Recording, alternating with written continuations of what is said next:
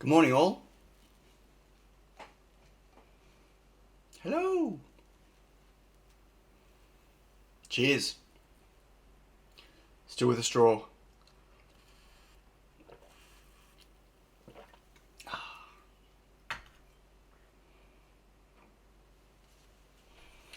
How's everyone doing?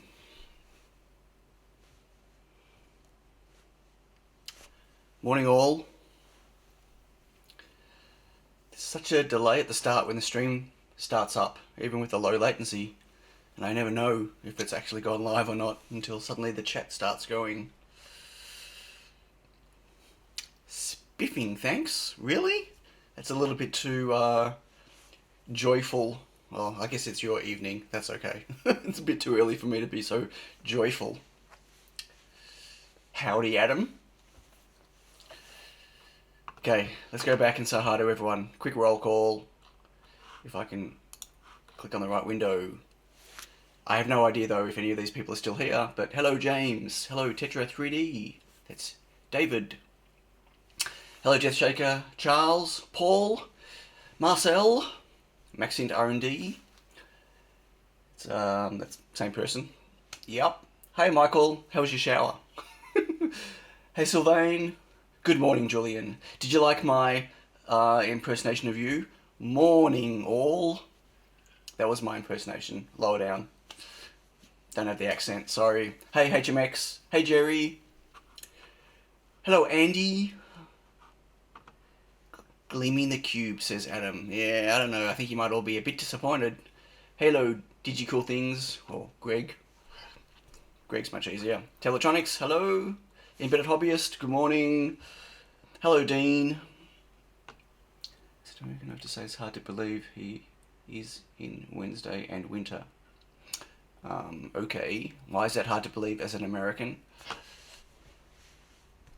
Anyway, let's keep going. Hey, Sim. Good morning, Graham. Hey, Paul. That's two Pauls in the house. Crazy Roops, hello. Santa's never late, just creative with scheduling. Yeah, I'm going to start early sometimes. I could have started early this morning. I don't know. I'm just a bit all over the shop. What can I tell you? Consistently inconsistent. That's what I was looking for. Hello, Stephen. Good morning, more. Oh, that just jumped. And Andy, hello. Two Andys now. Two Andys, two Pauls. Hi, Don. Hi, Albert. Good morning, Rob. Hello, Zoom. And Paul. No, too many Pauls now. Three Pauls. And Nelson. And the chat keeps moving.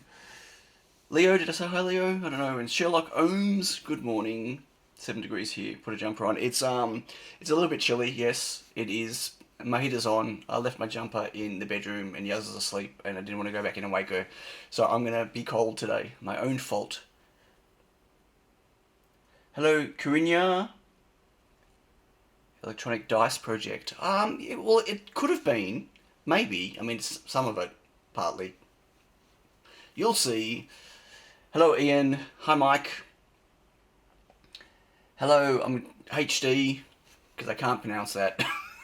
I think we did it last time. And Andy Mouse is here. Squeak, squeak. Hello, Andy Mouse. Good morning, all. I had to load the page 3 times. I finally got sound. Ooh, that's weird. Okay. Sorry about that. Hello, Chris. G'day, mate. Too many Pauls. Sorry, story of my life. That's why I'm taking to most people. Hey, look, you know what? Some days I'd rather be called Paul than Sion. Yes. When people still can't pronounce my name and still look at me quizzically. Always want to know where my name came from. Hello, Andy. Hello, Lucas. So yes, unfortunately, I'm still drinking my coffee from a straw. I have to go back to the dentist and he has to rip out the filling he did and redo it. And I'm not looking forward to it. Yes, more. This is a very friendly and awesome community of makers and enthusiasts and YouTubers and all sorts of people. Hello, Michael. Mother gets called C-Ann for Sean. Really? How can people get Sean wrong? Like, I wish my name was Sean, because then everyone would just... Because people call me Sean anyway, so... What was with the train ticket? Couldn't work out the issue. What happened with the train ticket? Crazy Roops? See, it's the name paradox. Folks with common names wish they had a rare one, and vice versa. That's true, yes. Mine's just also... Mine's that crossover name where people think it's supposed to be Sean. Like, people used to tell my mum that they spelt Sean incorrectly. Like, that they thought my parents had made a mistake. Like, they don't know how to spell. Yeah, it's just... Whatever. It's all good.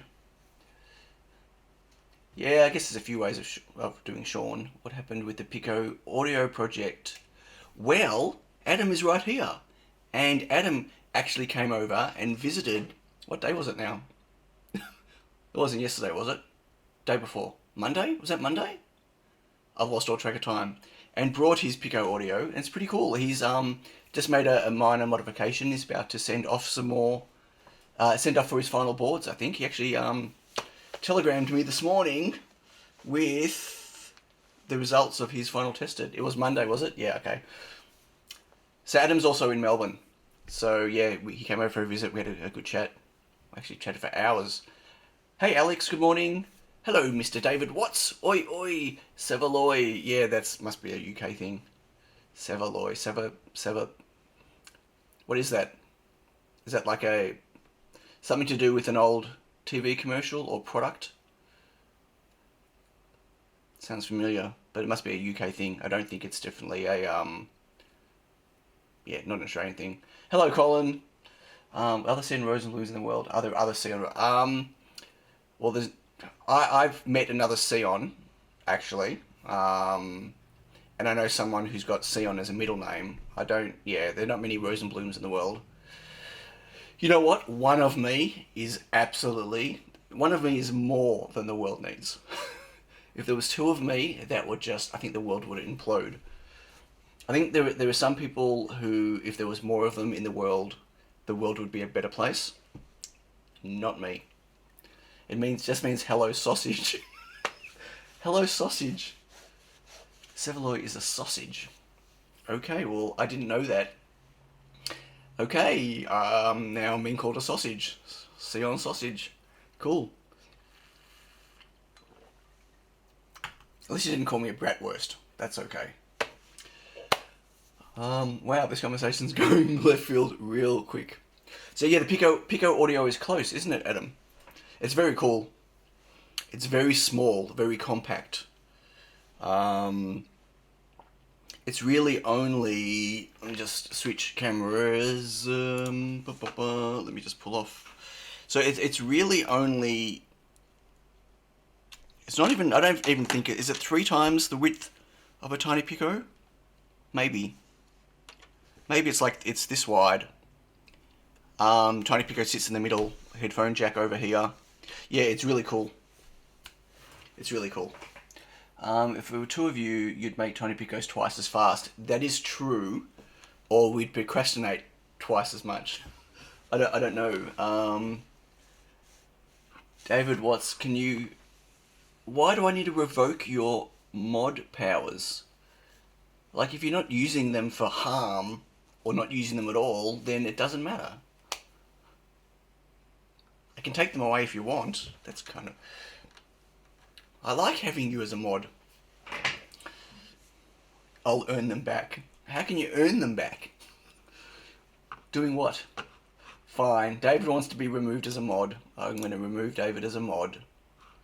Oops, can people stop typing while I'm trying to do that? Remove moderator. Okay.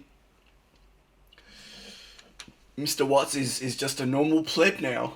Sorry, that was really rude. Now I've just called everyone in my chat a pleb. I apologise, that's not what I meant. Oh, wow. Wow. Ooh, ow. Wow. I apologise. That's really not what I meant. Oh, God. I'm having a bad start to the day today. David is king amongst the plebs. Now, can I just tell everyone, this actually is real coffee this morning. This is not decaf. I'm actually having a coffee this morning because I am exhausted. I need all the caffeine I can get. Classic Sion. Hello, Mr. Darko. Mr. Just Dave. Yes, classic Sion. Hey, James. I'm busting to watch your reflow parts video, which I saw this morning, but didn't have time to watch it. Can who apply? Who wants to apply? Apply to be a mod. He can be a rocker. You're all rock stars. Everyone in my chat's a rock star. Just telling you all now. If you didn't already know, I'm telling you again. Don't forget to... I do actually recycle the straws. I actually reuse them. The problem is when I switch drinks, not so nice to reuse the straw, because sometimes I wash them. Hex wants to be a mod. Uh-oh. Why does Hex want to be a mod? What do you want to do, Hex? Did I miss saying hi to anyone else? Did I say hi to HMX this morning? I can't remember. Wow. Okay, so we should get started. Because not only do I want to talk about the cube, which I will, which I think you're all going to be disappointed, but I also have something else to show. I've got a package to open. Ooh. Yay! More unexpected mail, but not so unexpected. Can you be a rocker? You are a rocker, Julian. You're the king of rockers. So I gotta say, I'm just gonna say this now.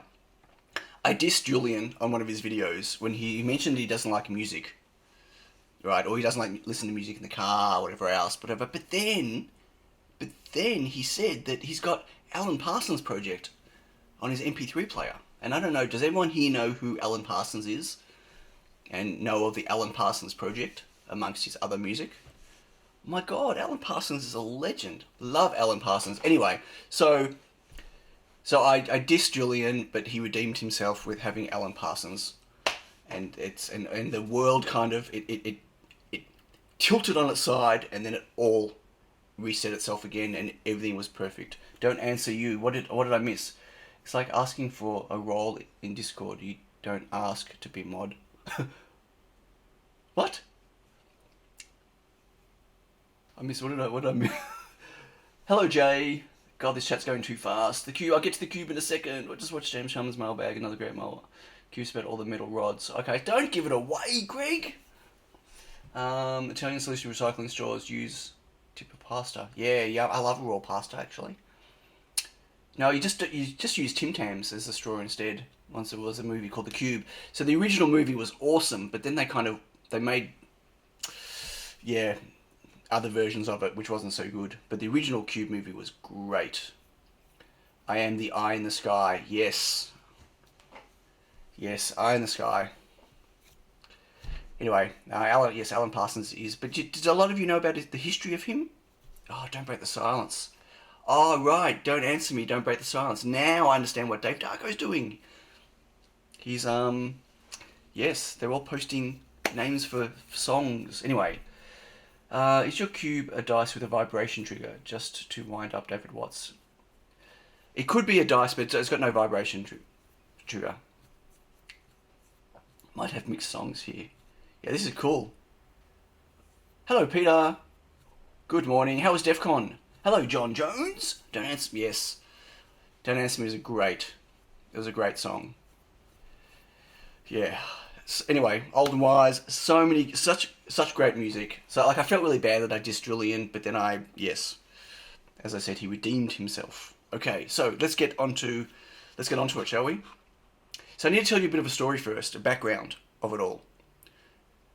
Now, it's actually funny Peter's here, because I was going to mention Peter. I was going to mention a project that's being done with the Icebreaker. Because everyone's going to look at me and go, oh, this is so unoriginal, whatever. But everyone's got to remember, the Hacker Summer Camp is finally over. I feel like I have jet lag without crossing any time zones. Oh, yeah, but how much fun did you have? How much fun? I'm so jealous. Like, I wish I was closer to the States so I could get to these conferences easier. It'll take a few days to recover. Take all the time you want. Just make my freaking Icebreaker already and ship it. Sorry, just kidding. So, everyone's got to understand that I started this project. I actually worked out the other day, so it's February last year. So how many months is that now? Are we in August now? February, March, April, May, June, July, August. So I started this project like 18 months ago. So I'm not saying I was the first person ever to do this, because I wasn't. But this was way before it became the bit of a rage, I guess. So I had this idea that I want to design an RGB cube. Yeah? Is your Australian accent a Melbourne one? We don't have regional accents in Australia. It's either we have people with more of an Australian accent and less of Australian accent. I don't feel like I've got a lot of an Australian accent compared to like a thick Australian accent. But yeah, we don't have regional accents. Does that make sense? It's not like England where different accents from different locations around the country. We have regionals more as you go north. Really? Really? I don't know. But is that an accent thing, or is that just a terminology or more of a slang thing? I don't know. I've never noticed it. Not as a region thing. Anyway, the South Australian accent is softer. Well, it's slower. South Australia it's slower. Like Canberra's the slowest. They talk really slow in Canberra. Okay, anyway, so I wanted to design. Okay, let me stay on topic. Now a coffee.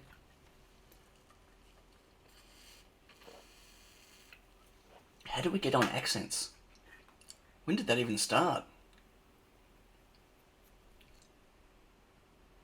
If I could have, I would have cancelled Vegas in favour of CCC. Oh, interesting.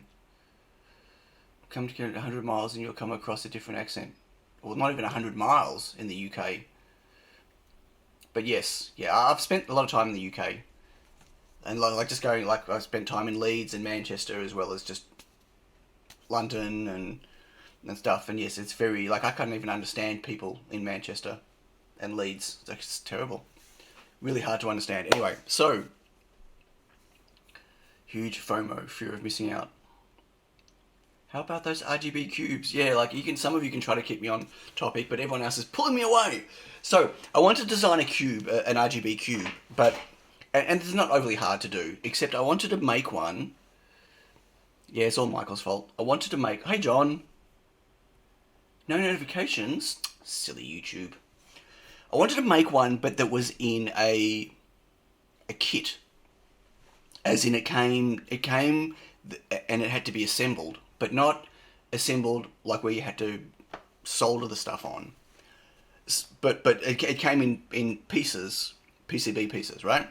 So I set about trying to. The first thing I did was I set about trying to design how would I design a cube that would fit together that could work electronically.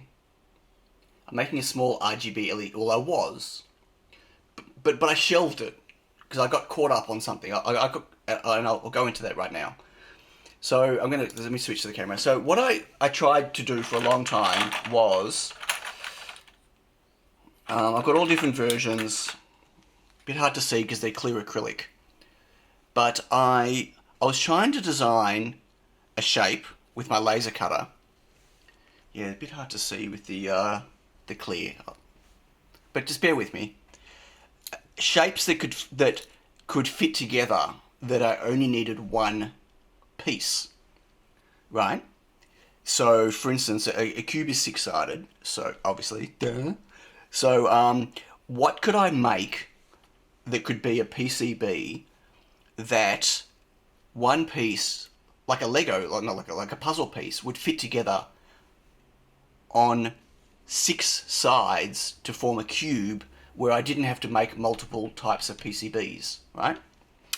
And so I eventually worked it out. I simplified it, right? And then I got it so I could make a cube,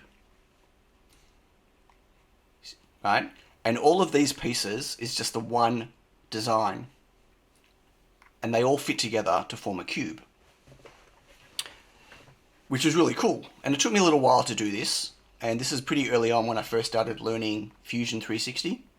So I was a bit of a novice on that. And of course I was laser cutting them all. And I couldn't get 1.6 mil acrylic, but I was doing everything based on 2mm acrylic and trying to parameterize, yeah, whatever, you know what that word is, right? Have a look at Mike's Electric 24 cube. Yeah, I know there's other cubes out there. I wasn't looking at, yeah, I'll keep going. And so I wanted to design, this was the first step, right? And then the idea was, how would someone join this together? Like, how, if someone received 6 of these, let's say everything was pre-soldered, how would they actually join it together and make electrical connections between them all? So I started playing around with different ideas of how it would join together. But the problem that I got stalled on a couple of things, right? Like, firstly, the idea was that all the electronics super glue. No, I didn't want super glue. I'm talking about mechanic. Like, I'm talking about electronically. Like, how would this PCB connect to this PCB to allow the data to go through, right? And then from here to here or whatever, however you did it. You know what I mean? Like, once it's put together, you can't get to the inside. So you can't expect people to solder the insides. So it was a matter of either soldering the outsides. So you'd have 2 PCBs. So if, for argument's sake, these 2 bits here were together, like that, then you'd have to need a way of soldering that together to hold it together to make the connection. Yeah, but copper tape won't work, because then you've got this ugly copper tape holding these PCBs together and it looks terrible, right? Hello, James, by the way. And then the other problem is I wanted like a really nice clean finish. And there wasn't a lot of room around the outsides. Slots and fingers. Wow. Okay. It's impossible to tell a story on this chat, which is fine because you're all really enthusiastic, which I get it. But you're all throwing ideas out here. And shall I just jump ahead? Maybe I'll jump ahead. So originally I was going to do a 4x4 on each side, right? Let me just bring up Eagle and I'll show you what I was originally looking at doing. Dun, dun, dun.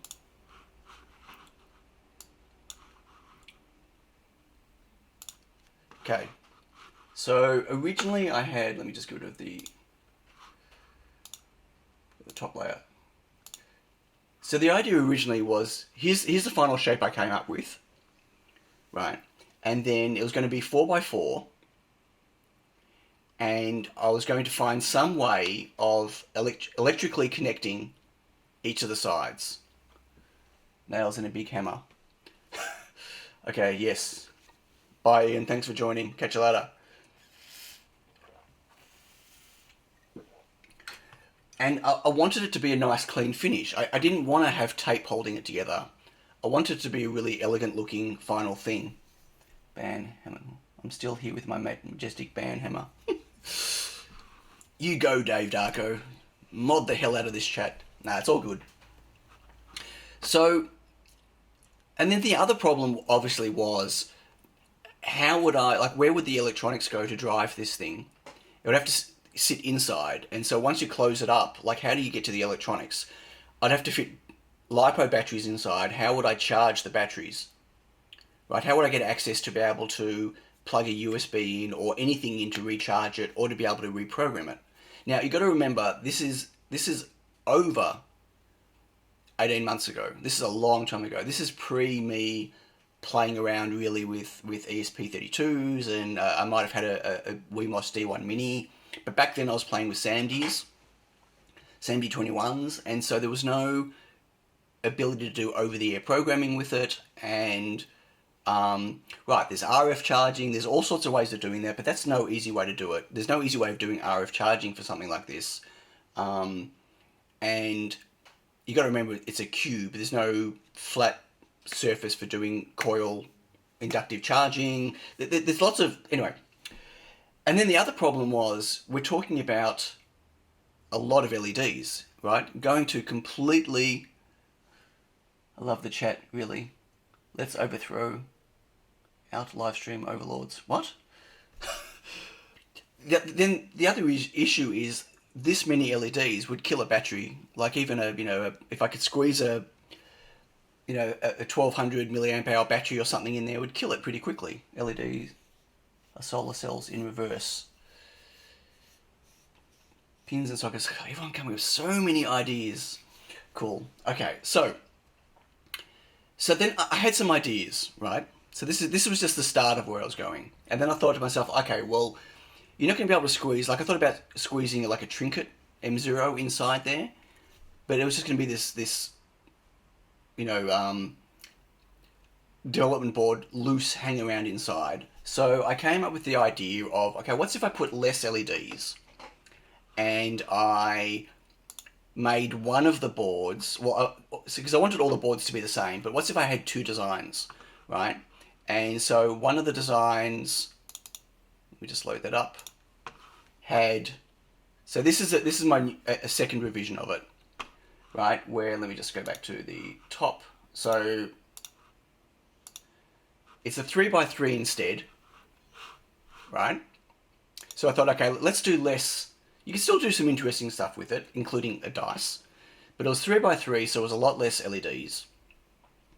5 sides just LED and one's LED electronics with the castellated edges on all sides. Right, so yeah, way ahead of you.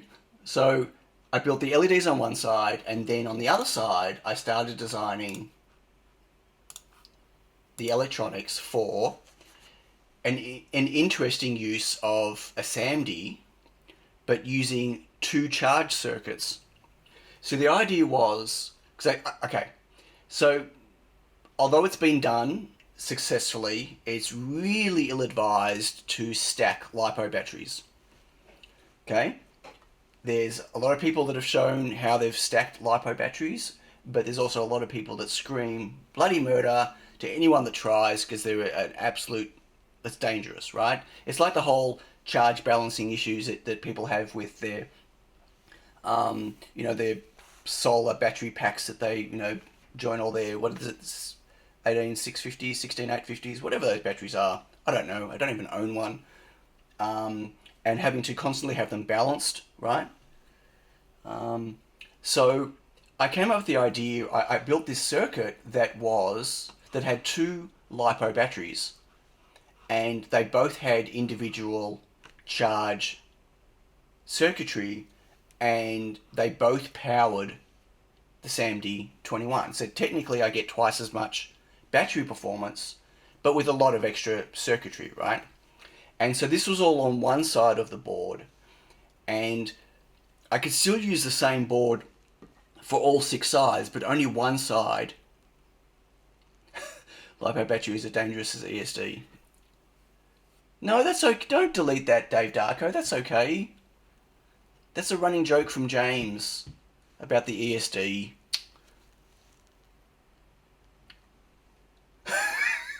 Did you just get him for using ESD? Come on, that's a bit heavy-handed, Dave Darko. Yeah, there are super caps, but it's still, you need to be able to charge them, right?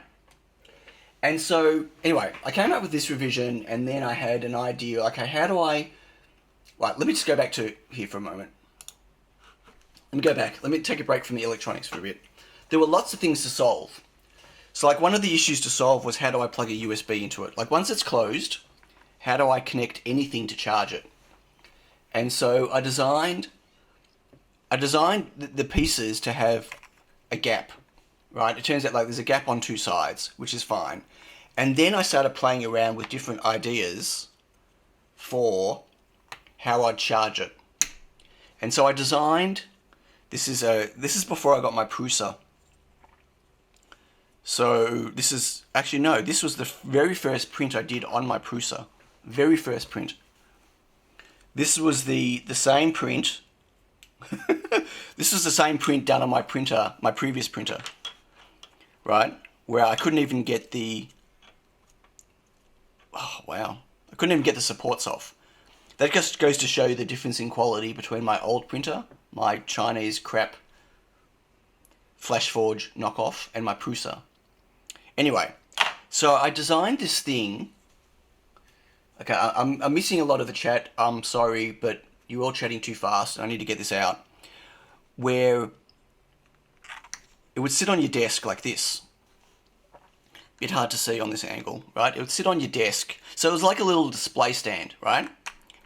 And you could pick it up because it was batteries, right? It was, you didn't have to have it connected by wires. And so another thing is it's got an IMU on it. So the whole idea with this is I wanted an RGB LED cube that had a microcontroller inside it and an IMU. And so it could do things like it could detect what side it was sitting on, right? So it would know that this side was up based on the orientation, right? Here, whatever. So it could change color. For instance, let's say if you put it this way, it starts flashing moody red, and if you put it this way, it starts doing moody blue, and if you put it like this, it starts doing an animation, right?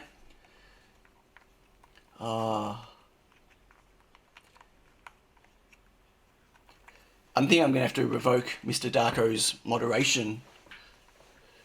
Right, so he's banning everyone. Whoa. Yeah, I'm missing a lot of... Hello, Alex. I'm missing a lot of this chat. I'm sorry, but it's going too fast, and I'm going to get this out. So, and then I thought, okay, well, what's if I had a way so if the USB and everything was here, let's say this had USB connected to it, and then there was just a way of just having a positive and minus. Minimum would be a positive and minus here, or ideally it would be a positive, so meaning like VCC and ground, but ideally it would also be VCC ground and D plus and D minus. And so let's say if that was the case, all I'd need to do is maybe have the exposed pads on the side here, and if this was done copper tape or something, and if you put this in the right orientation, would there be enough contact to charge the cube? Does that make sense? Okay, good. As long as no one's banned, that's great. So that's what I kind of got stuck on how I was going to charge it and stuff, and how I was going to be able to connect USB to it. But I thought it was going to be a really cool idea. And so like I got the PCB, I was about to send off these PCBs to get made, but I was still trying to work out at this point whether I was going to use pads to be able to charge and program it, or if I was going to work out some way of putting headers in. And then I found these things. Let me just go grab them.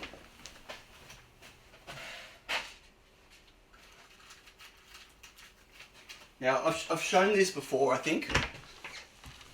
Lives for a challenge. I do live for a challenge. Hello, Renee. Strom.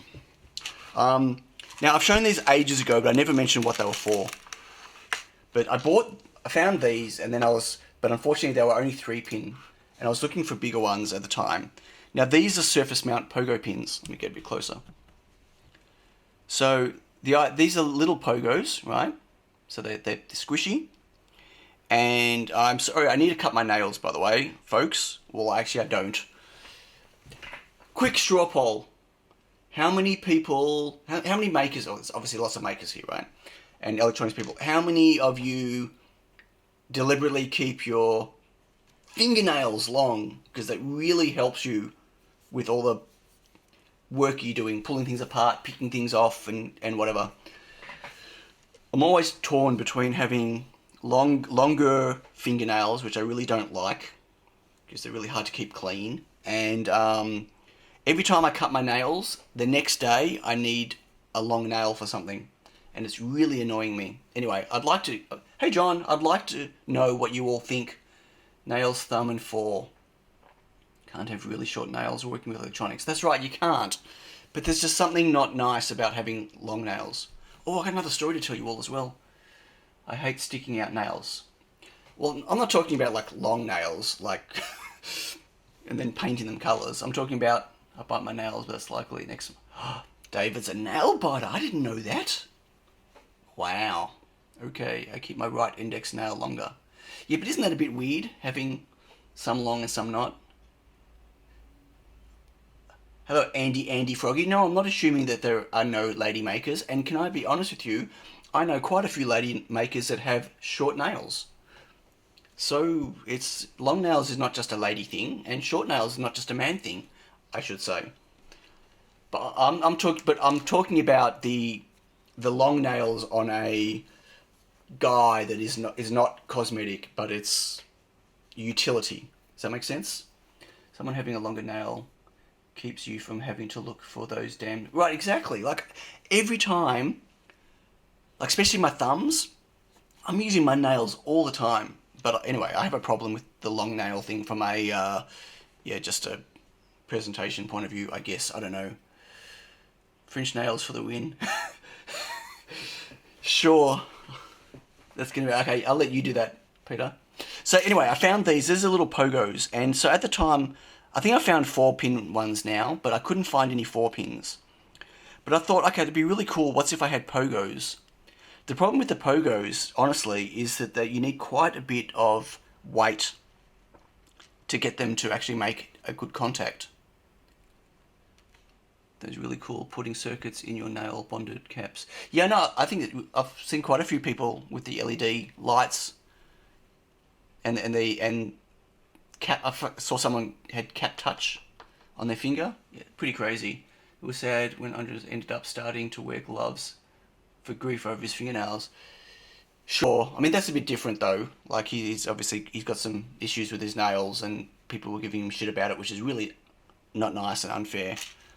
But we live in the internet is a world of people generally being arsehat's, right? I mean, except for the community here who are awesome. Battery pogo pins. What a battery pogo? I don't know what that is. Anyway, would right-angled male, female DuPont not work? The problem with right-angled male, female DuPont is they've got to stick out sideways in a pretty ugly way, right? And you've got to plug it in. When you pull it off, you've always got something there. Or I'd need to make a pretty decent hole on one side to have access to the female DuPont cables, which means two things. One, I have to make more than one PCB because one face has to have a hole in it, and I don't want to have a hole in all of them. And two, it would be enough that I didn't have any room for the LEDs anymore, right? Because the LEDs go fairly close to the edge. Now, I think it was Adam that mentioned doing fingers and slots. The problem is fingers are great, but a finger on one side of the PCB, there's no place to do a slot on the other side, and you can't physically build this. Like, you can't get the last piece in, or the last two pieces if you do something like that, right? You still needs to be able to be put together. It's a much... Like, it seems like a really easy, obvious thing to be able to do, but it really threw me from how would you mechanically hold it together and keep everything inside and still access things for charging. Now, Castellated Edges is interesting. Back when I first started playing with this, Castellated Edges wasn't really something that I knew much about. And I could definitely do Castellated Edges. You'd need matching Castellated Edges. The problem, again, though, is that you're not... Like, you're butting things up where you've got PCB on one side and PCB on the other, so you'd still have to do some pretty potentially ugly soldering to do that. But yes, Castellated Edges could definitely work. But that doesn't solve the ability of how would I plug it in to charge it or program it. Now, I can solve the programming part just by doing ESP32, like a Pico D4, and I could even prototype it with a tiny Pico, because the tiny Pico would fit quite nicely inside here, as you can kind of see. Maybe just... I could definitely prototype it with it.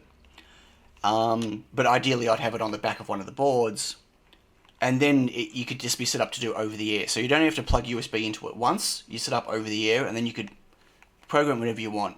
Then charging, I just have to worry about obviously the VCC and ground. But I still want to stick two batteries in here, because you need it. Like, even if you got the ability to charge it, I still want it to run for quite a while. And, you're still looking at quite a lot of LEDs and quite a lot of current, even if I just go 3x3. You need surface pads and pogo pins in the charge device. Right, but surface pads and the Pogo, again, if I had surface pads here on one corner, right, and Pogos, for instance, that were like somehow mounted in here, to do that, you need a bit of weight for the Pogos to really connect, especially with power, right? You couldn't just rest it on it. It wouldn't work, I don't think. Right, but where would I put firstly the coil on the inside for charging? The problem with the key charging is it's too big still.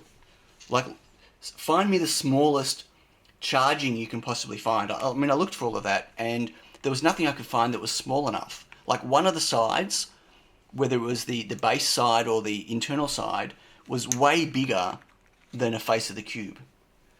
Right, there's RF charge, there's all sorts of ways, but again, I don't know I don't know anything about RF charging, and I'm not sure RF charging is an option for the kit. Like, I needed something that was here's a kit you sell on Tindy. Like, it couldn't end up being $100, right? Flexible PCB. How would a flexible PCB help, though? Like what the MacBook has. Hello, Capo Steve. Would it not be better to divide the edge between the midpoint and the corner? The number of contacts you need, replicate 8 times in order to give a rotational invariance.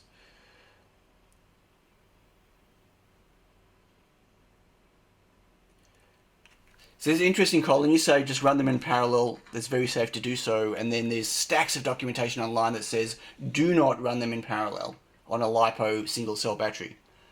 So the whole thought of me selling and shipping something that had LiPo batteries in parallel, when there was so much advice against it, I don't think I could sell something like that in good conscience, right? Like, I know there are plenty of people that have done LiPo batteries in parallel. I know that, but there are also plenty of people that say do not do it. Like, it is dangerous. So, yeah, would you sell something that people was like? Yeah, I don't know. A small solar panel.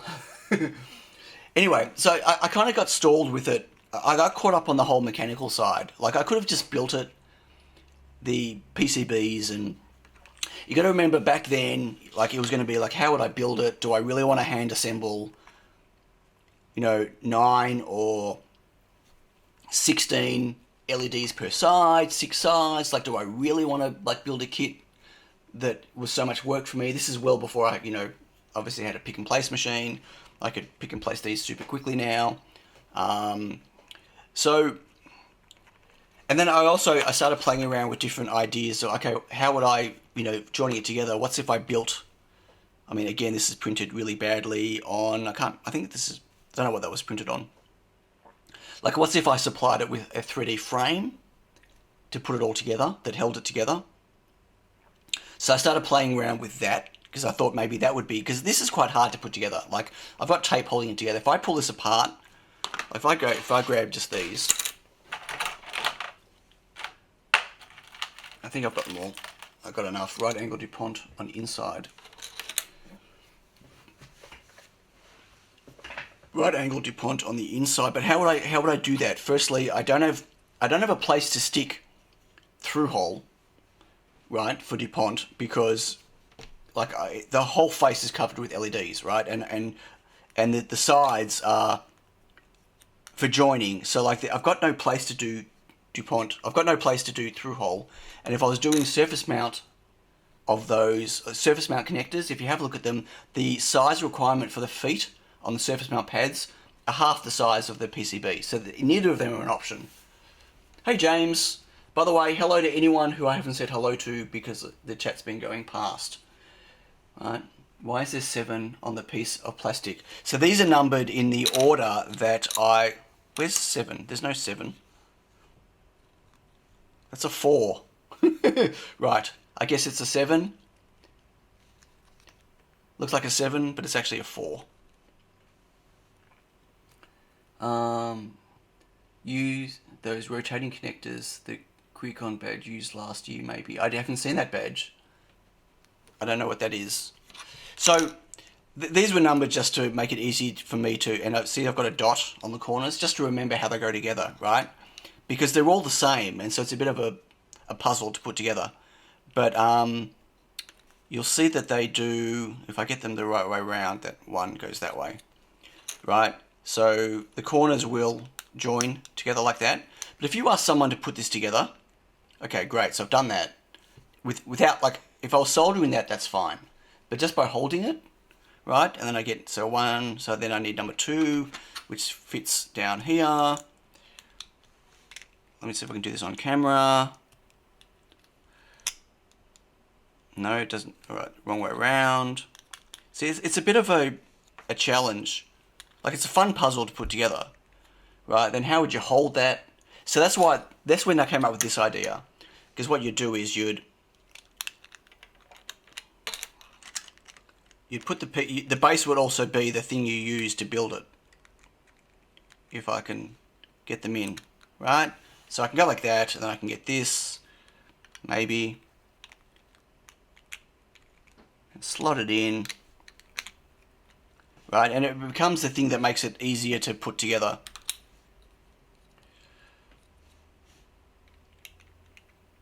But there were a lot of challenges with this. I just got my Go Cube. The Go Cube charging stand has a perfect holder charger. Stand has 2 Pogo pins on diag. Cube has 4 little holes to allow. Exactly, right. So let's have a look at the Go Cube. You got to remember, I was doing this like over 18 months ago.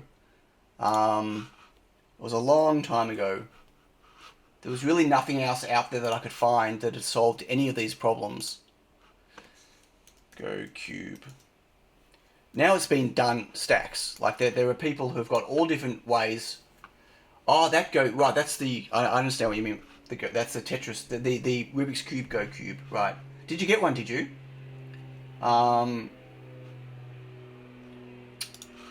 I'm just switching here. I just want to see what they... Here's the Crewcon badge link again, as I think it's scrolled out. Sorry, thank you, Peter. Sorry, there's too much chat going past.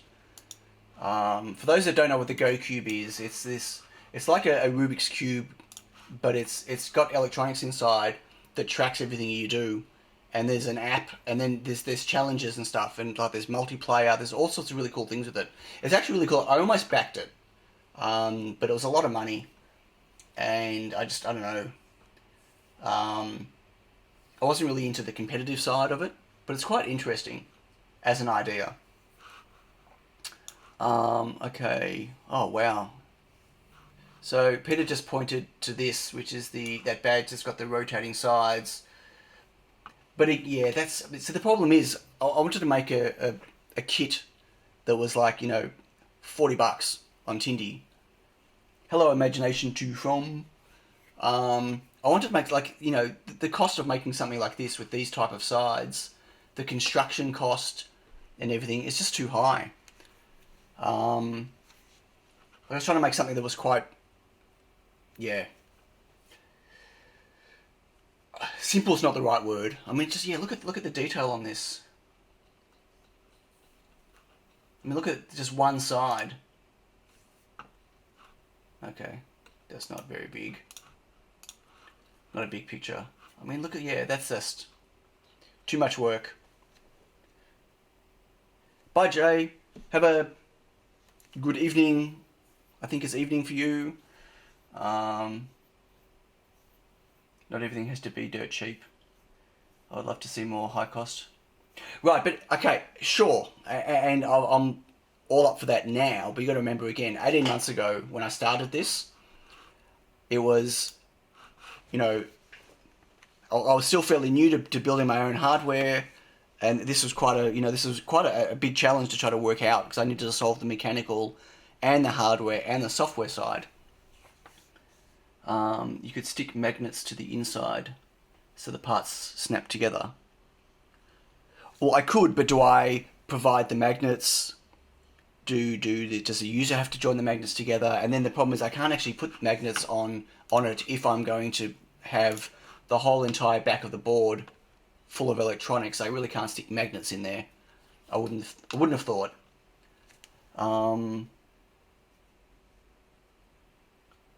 YouTube didn't give me the notification. Sorry, YouTube notifications seem to be pretty not good. There are 12 sides to a cube if you include the insides, right? Or 12-sided dice. Is that how you're doing a 12-sided dice, David? Yeah, look, I've missed so much chat. I'm really sorry. If there was something that you wanted me to see, please repost it now at me. Because I was really trying to get all this information out.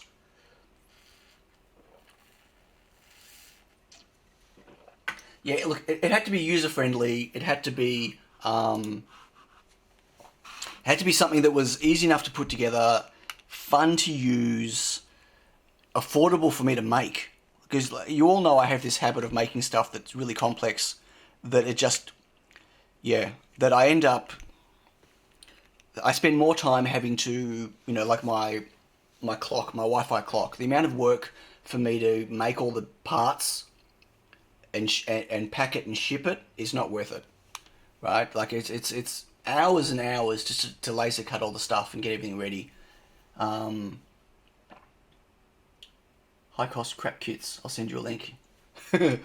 Is it a dead project? Well, I don't know. It was dead. Like, so I shelved it, and it's been shelved for like 18 months. And quite a few people have commented, you know, in my videos where they would have seen on the shelf the cube, and people have asked me, what is it? What is it? What is it? Like, I feel like I'm at a point now where I could solve a lot of the manufacturing of all the pieces much easier. Like, I've got a pick and place machine now, right? I don't just sit there and hand assemble all the LEDs on the boards. I can do double-sided boards quite easily now. I could do all the electronics on one side, on the pick and place machine on one, and then I could, do all the LEDs on the other side. Too bad David can't send links. Yes, well, he didn't want to be a mod.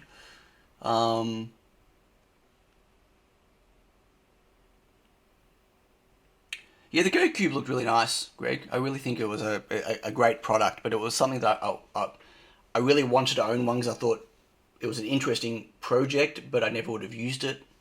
Tiny Pico was an education. Yes, it was. The whole manufacturing part of it was definitely an education.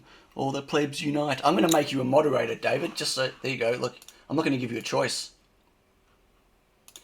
David Watts is now a moderator. You are no longer able to unite with the plebs. There you go. I made a executive decision. America shelved its space program. Well, kind of. That's pretty funny, James. So anyway, so is it dead? Well, I don't know. I think maybe it's time to reinvent it. Like, I had my little IMU MPU 6050. That's 6053 it says. That's weird. Anyway, I kind of had everything ready to go, and then I started playing around. I got, many of you know what that is. That's a Lowland Light. It's an ESP32. It's one of the first Lowlands I got.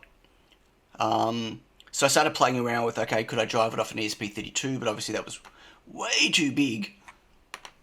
So, I tried to take it as far as I could at the time and couldn't solve a lot of it. I reckon I could solve pretty much all of it now, but the question is it worth it? There are so many RGB LED projects out there. And to be honest, if I had a choice between having a 9-sided, like a 3x3 by 6 little cube like this, or having a massive FPGA cube. Peter, can you post a link to one of the best GIFs you've got of the LED cube? So I tried finding one this morning before the stream, but I got distracted, as I do. So hello Ron, have you all seen the RGB LED cube project that's being done with the icebreaker? Has everyone seen that? Let me see if I can, while I wait for Peter. So what is it? Icebreaker RGB LED cube. I'm looking for a really good. Hello Martin. Connect pieces with pin headers and sockets.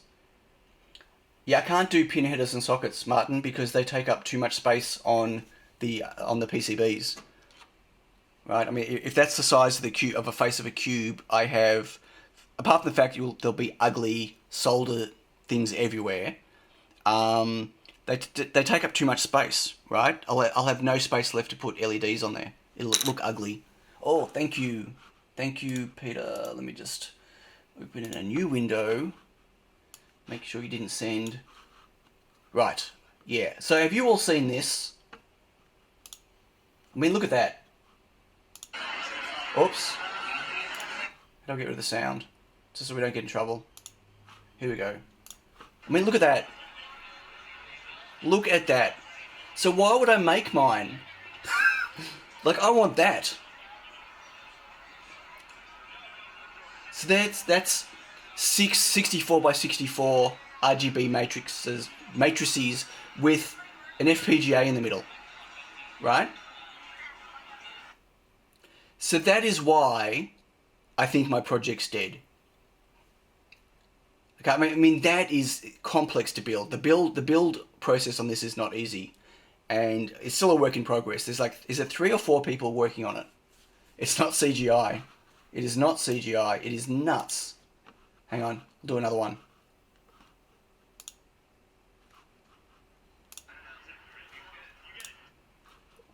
Right. I mean, look at this. Peter's not in the middle of my screen. I mean, look at that. Picked it up. Oh, that's Peter. Peter's holding it. I mean, one side's got ping pong happening, and there's a clock on one side, and... Like, seriously. Now, I mean, I don't know if this is ever going to be... Is that going to be a product ever? I've seen these panels in ads. You don't want that. I want an 8x8 or 16 by 16 pixel art cube. But that is a pixel art cube. It's just 64 by 64. I mean, it's huge, absolutely. I need one of those. I need 5 of those. I'm waiting for Peter to send me one. No, they're still working on that project, right? They're still working on the firmware. They're still working on the construction. But look how... So, I don't know. Like, why would I know this sounds silly, but why would I even consider finishing this? Like, this was supposed to be a little bit different. Like, it wasn't supposed to... You weren't supposed to be able to draw pictures on the side. Even with a 4x4 matrix. It was more...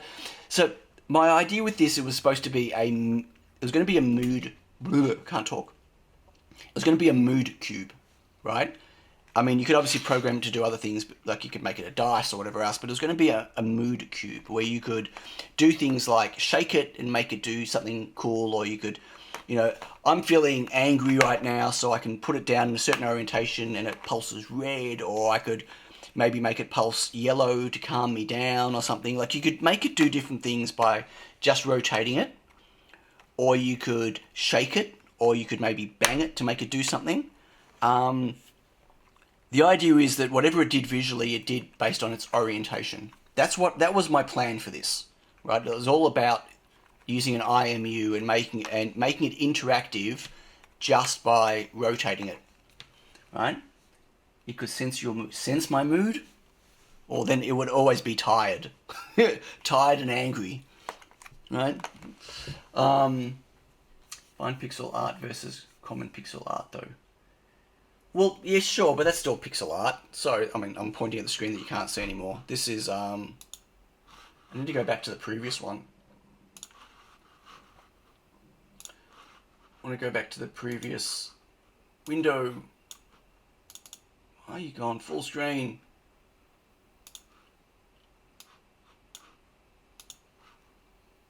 Exit full screen. Yeah, this one. Like this, I'm gonna play this one again because that's just sorry, 3-color ink display. But I would ruin the affordable thing by using a 2020 RGB LEDs packed in as tightly as possible. Do those display? You can get those displays in no, not the square ones. I don't think. I mean, you can get Can you get 32 by 32? I know you can get 32 by 64. Maybe you can get 32 by 32. And some photos of the inside. Ooh, that's what I want to see. Well, wait, here's one more link. Let's look at the more. I want to see more. I want to see more crazy visuals.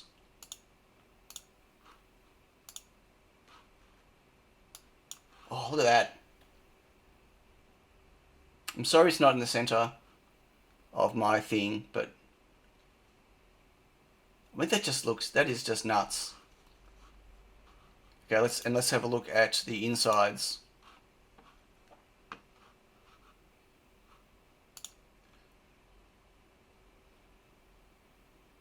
Okay, yeah. Ooh, nice. Well, let me cycle the pictures. Holy moly! I mean, look at the insides. It's full of stars. It's actually not. It's full of crazies. Look at that.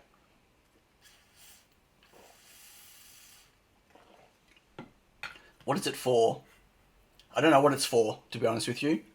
What's what for? Mine, Julian, or or this one? Yeah, this is a crazy project, and obviously the brains of it, which is just here, is an icebreaker, which is Peter's product. Um, it's an FPGA, and yeah, I mean this is just nuts. The inside.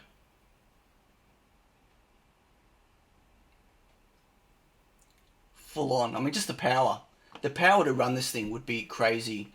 And I don't even know what batteries are inside it. Make yours a pyramid. Yeah, okay, make mine a pyramid. And a Raspberry Pi for the rendering of video. Oh, clever, I didn't know that. I didn't know that. Yeah, interesting. I mean, look at that. Oh. So, if you have to ask what it's for, you're not ready to know. It's for owning. It's for going, look what I have. 25 amps. Holy moly. There are 6 18650 cells. Only 6. How long does it last for? Oh, to be clear, I'm not put off by this. I'm not put off by this. I'm not saying why would I make mine because of that. That's where am I pointing? There.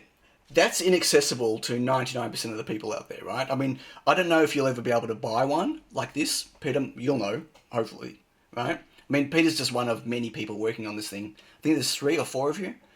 I don't know if this is ever going to be a product. I know it's just a one-off project right now. I don't know if this is ever going to be something that you could buy complete or whether you could buy it as a kit. I don't know. Like, you know, there's easily got to be $500 worth of parts there. So I don't know what it's going to cost to buy them, right? I'm not put off by that, but just in general, I guess there's lots of RGB cubes now. Just sellotape 6 iPhones into a cube. Well, you need a square iPhone, maybe iPads. You could do iPads, but it'll be more of a rectangle-y thing. Make Matt Parker's rhombic. The thing is, I think your project still has value. Be more drawn to a smaller cube than large. Certainly didn't have a desk space for it. Yeah, I mean, so my project is different to this. Like, I get that. But I was just showing, this is the extreme of where RGB cubes are being taken, right? It's bigger on the inside. Maybe, I mean, I could solve some of my things by making this a little bit bigger. But if I make it bigger, it needs more LEDs because I didn't want them spaced out too far, right? So one of the issues, if I just go back to, let me just close this. And so I'm just getting rid of all these full screen web pages that I just opened. Thank you very much, Peter, by the way, for finding me those links. They are awesome. So if I go back to, can't even close it, to here, just quickly. So by going 3 by 3, there's not a lot of density, right? And these are 50/50s. Now, obviously, I can get small. I can do smaller now, and I can do APAs 2020. I can even get 1515s RGB LEDs, which I've got. I'd probably want to do. I'm actually thinking I'm probably going to do APAs if I do it, rather than WS28 or 6 SK6812s, because firstly I don't have to worry about all the caps, and because it's got data and clock, I don't have to worry about sync issues or number of RGBs and issues with the ESP32 and all sorts of stuff, right? Hang on, what did I miss? Make a tiny cube with a small RGB LED and an FPGA to drive it. Well, I could, except I don't have an FPGA yet because mine hasn't shipped. No, I've got a tiny FPGA. Yeah, I don't want to use an FPGA. I want to do it with I think I want to do it with an ESP32 because that ticks all my things. Like it's ESP32 is fast, and I can do over-the-air coding for it, so I can make it really easy for people to code. And there's like obviously everything else I need, and I'm just familiar with it. Like it doesn't need an FPGA.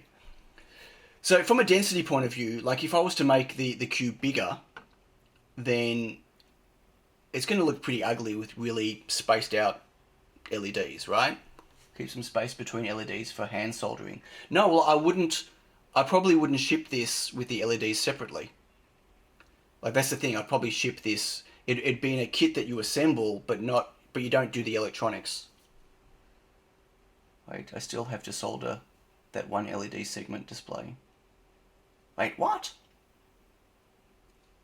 Yeah, I'd definitely be using APA 102s, I think. Plus, I've got reels of them in my pick and place machine, and I can pick and place them super easy. No, APAs, the 2020s, you're talking about the APA? The APAs are totally different to the WS2812s. Unless I've not seen anything I've not seen anything in the other range that has a data and clock.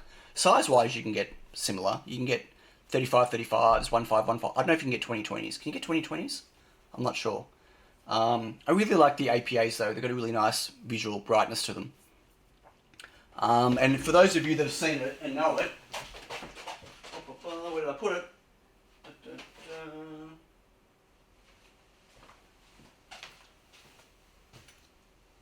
I was showed. Ooh, I've misplaced something. Just hold on one moment. Oh, here it is. So for those of you that have seen Sean Hodgkin's, let me just. His Pixel, right? 1 of 100. So yeah, this is a project that Sean Hodgkins did on Kickstarter, which I backed. So that's obviously 16 by 16 APAs, and he was going to hand assemble all of these. He ended up picking placing them. I mean, the APAs, they're just really nice, right? And I could get them even closer than this if I really wanted to.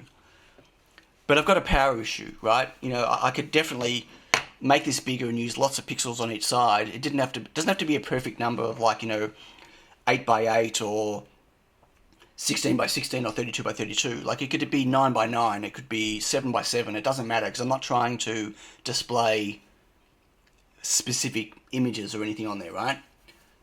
Dancing Sion. Aren't there 1515s now? Or are they without a controller? I've got 1515s. I have a bag of them that I've not even opened them yet. I've got an idea of something I want to do with them. So these are SK6812s and they're 1515s. And I've got 100 of them just to play with. But yeah, I have no time. But the issue with these the issue with all of them, for me personally, is the ability to have data and clock, like the APAs have. Especially for a project like this where it doesn't matter that I'm using 2 IOs instead of 1, then I have no issues with syncing or anything else. Like I don't have to worry about the length of the data stream and corruption and anything else, right? So that's why I like the idea of using APAs, and they're just visually they look quite nice. So, but then the denser I make them, the more battery I need, and batteries are a problem just the way that they are. The sizes they come in.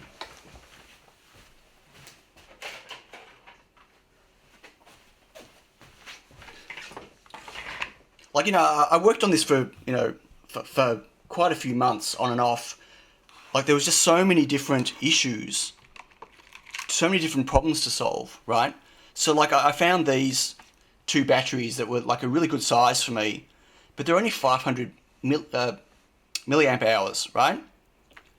Each, but still, that's not a lot if I'm suddenly driving, what would it be? If I went back to 4x4, so it's 16 times 6, what's that, 90 something pixels, right? I mean, this is going to last, because the idea is that it's on all the time. Like maybe if it sits there idle, it detects it's idle after maybe 10 seconds and it turns itself off, right? You can't ship the batteries, right? No, I can't ship the batteries either. That's why it has to come in a kit, right? because you're going to have to get your own batteries to put them in, and then like people would be required to get a very specific battery to be able to fit inside. And it was also an issue of these would have to go on an angle inside, right? And because they had to go on an angle, the if I can easily open, no, I can't open one corner. That's okay. Then that's why I couldn't stick a microcontroller in there, and why I had to put something on the back of a PCB. Like there were so many design constraints, so many things I needed to solve with it. Right? It sounds like a really simple project. I thought it was a simple project. With so many possible solutions, as many people have discussed. But they've all got issues. A Nokia battery. Possibly, where would people get Nokia batteries from? Cube's a square, make a sphere.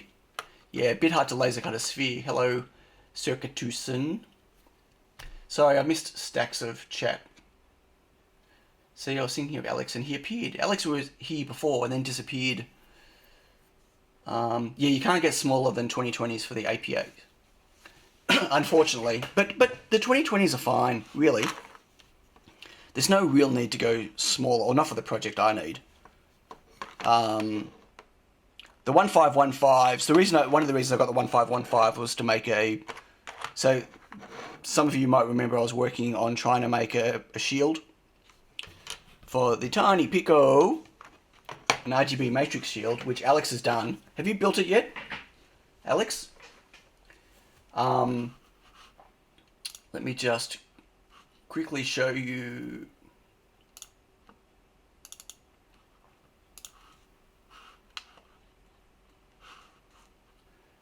Oh, lost OBS. So I started working on a shield for the tiny Pico that just had APAs on there, right? The problem was for the size of them, I couldn't route it easily. And I wanted the ability, I mean, this was an early prototype, I wanted the ability to be able to chain them together so you could run them next to each other. But, yeah, like the whole idea of having pins in and out. Anyway, this was early, but the problem was I couldn't route it, and this is before I had my pick and place. This is well before the campaign started, if you remember. PCB is still not there. Where did you order it from? You probably ordered it from... I don't even know how to pronounce it. Is it Isla? However they pronounce it. If you use two of those in parallel, wouldn't the protection board on each make them safe for charging and discharging? Apparently not. I mean, there's if you go look it up on... Oh, Osh Park. Interesting. Oh, did you do the free cheap shipping? The slow shipping? Yeah, if you look online about running lipos in parallel, you see a lot of people saying don't do it, a lot of people saying I've done it and it's safe. And I don't know, I in good conscience, I don't know if I could ship a product that did that. Isla. Okay, there you go, it's Isla. I'm going to forget that. I will forget that. No such thing as a simple project. No, you're right, Julian, there isn't, but this is a really overcomplicated project and I didn't realise. So anyway, so Alex has made one of these, which is really cool, but he's using the 1515s, which only needs one data pin, right? Instead of the data and clock, which is a real problem for me for routing this particular board at the time. And you remember, like my plan was to hand place all of these. This is pre-pick and place. This is pre-launching the campaign. So I thought to myself, do I really want to sit here and hand place all of these APAs so closely together? Well, I can pick and place them now, which is pretty cool. Do you have a picture of yours, Alex? Like, I know you did it. You posted a picture in Discord, but maybe post. Hey, Azzy, been on a trip to London to visit a dear friend. Yeah, I'll start again. Okay, everyone, I'm starting again from scratch because Azzy's here. Not sure where you've been looking, Sam, but it is safe. Pretty much every single battery bank runs batteries in parallel. Right, but how don't you have to balance them? You've only got the picture from the Discord. Let me see if I can find that picture from Discord. I can't even remember where it was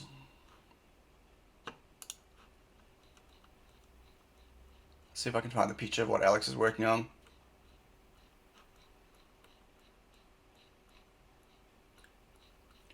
Scrolling back, sorry, won't be a moment.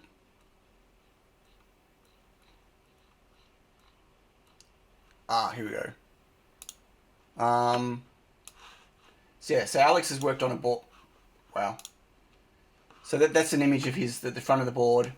So these are using 1515. See, obviously it's closer together, not as much. There's a lot of wires still, but you know, easier to route. If you were to make 2 RGB balls, what size would you prefer them to be? If I could make 2 RGB balls, so I don't follow. How would you? I don't want to make an RGB ball. I don't want to solve making a ball. Running lipos in parallel.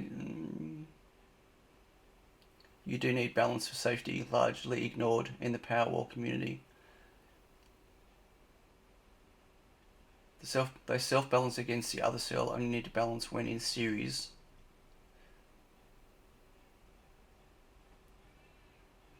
I don't know if, Paul, I don't know if Alex is sharing it yet. I think he will. He might be. I don't know. I think he says he wants to make one to start with. So anyway, that's the board there. We put a reset button on there, and then there's some electronics. I don't know if that's for power, to switch on and off or not. I'm not sure. So I'm looking forward to seeing how that looks. Yes, so there's no point in me doing one now because Alex has done it, which is totally fine. And I'm glad that he's done it, so I don't have to do it. Although you're going to have to hand place all those RGB LEDs, aren't you, Alex? I doubt it's easy to route LEDs. They're so much smaller. It's the same density of LEDs that I was doing on mine, though. But I had to route 2 I/O to every RGB LED instead of 1. So I would think it's a little bit easier to route. Now 1, 2, 3, 4, 5, 6, 9, 10, 11, 12, 13. Oh no, 14 across. 1, 2, 3, 14 by 5. What was mine? Mine was 8. 1, 2, 5, 1, 2, 3, 4, 5, 6, 7, 8. Mine was originally 10, but then I thought, what's if I chained them? Yeah. Anyway, sorry, it's not a competition. Sorry, I wasn't trying to say Alex has got the easy way out. Sorry, that wasn't... Anyway. It's just less I/O to route. Hello, David. Hello, Exodel. The spacing is bigger than on my 8x8 matrix, so it should be easy to place.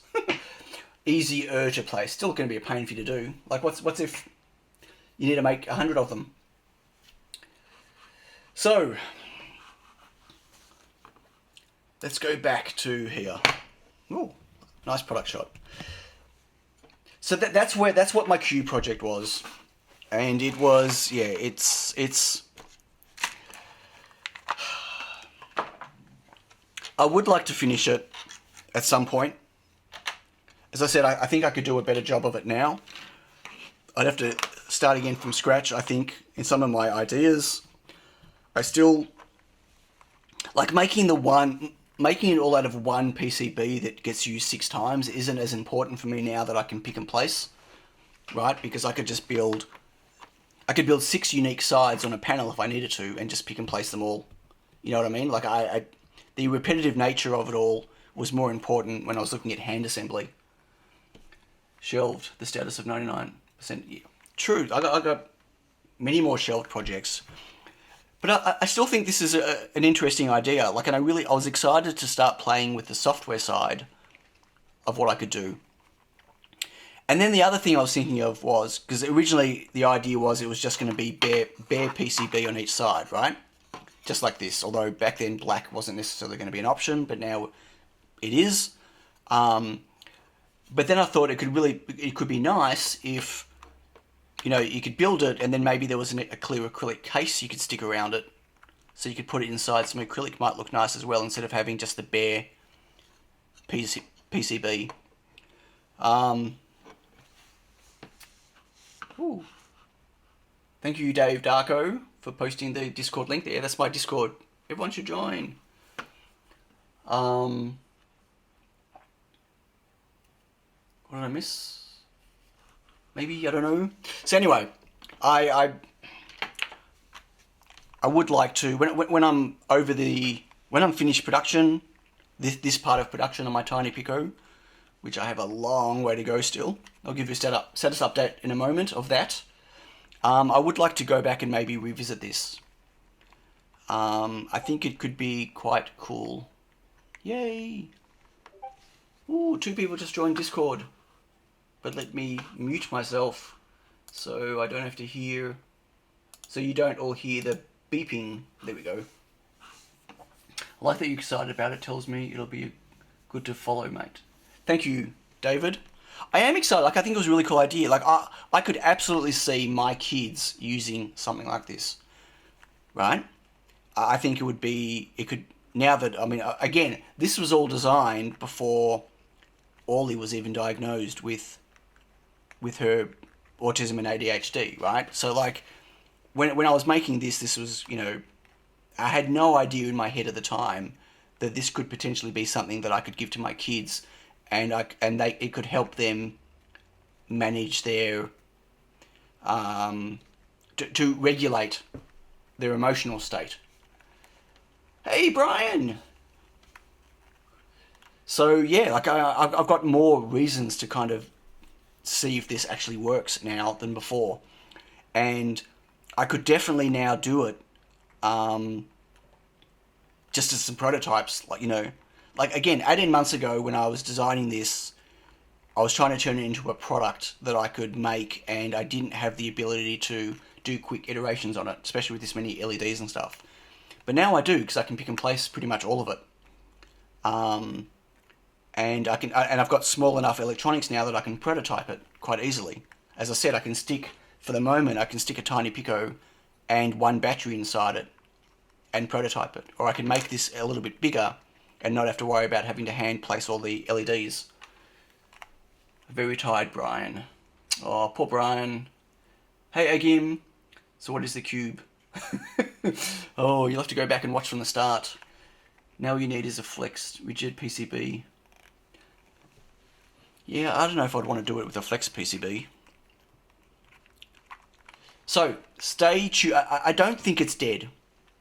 I did, for a long time I thought it was dead, but I left it in the box on the shelf just in case. But I don't necessarily think it's dead now. I think now I could possibly have the skills and the ability to finish this and make it something interesting, or at least, you know, if I have to, I can make it a bit bigger.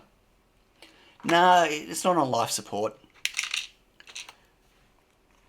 I think it's going to be rejuvenated. I think it's going to go into... no, remission's not the right word. Mike Swan has linked to a cool project he's done in general projects on your Discord. Looks very snazzy in his video. In what general projects? I'm just looking... Ooh. Okay, let me just show you guys this. Everyone should really join the Discord. So this is Mike Swan's video.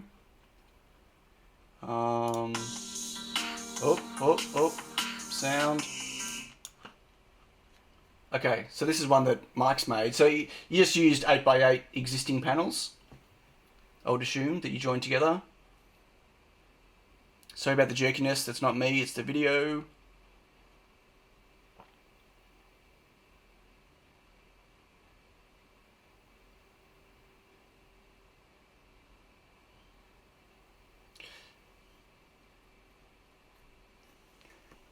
Oh, you hand soldered them yourself? Okay, interesting. So how big is the box, Mike? That's really cool.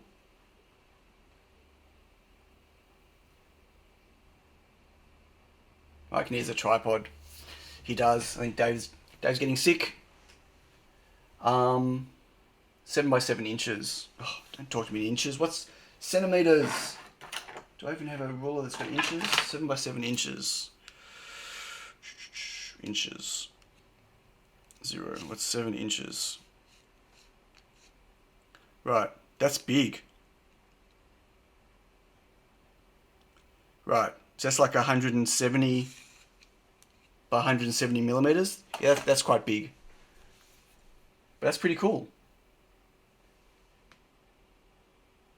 McLighting. Got any tip for all? Hey Marius. Any got a tip for an all package with 25 volt DC to 5 volt DC with 30 milliamp current limiter, charging for a super cap? Wow, that's out of my realm of expertise. I mean, obviously Julian does lots with super caps. Yeah, that's a pretty big. That's a big cube. I didn't want to make something so big. I mean, because that's the thing, right? I could have just easily.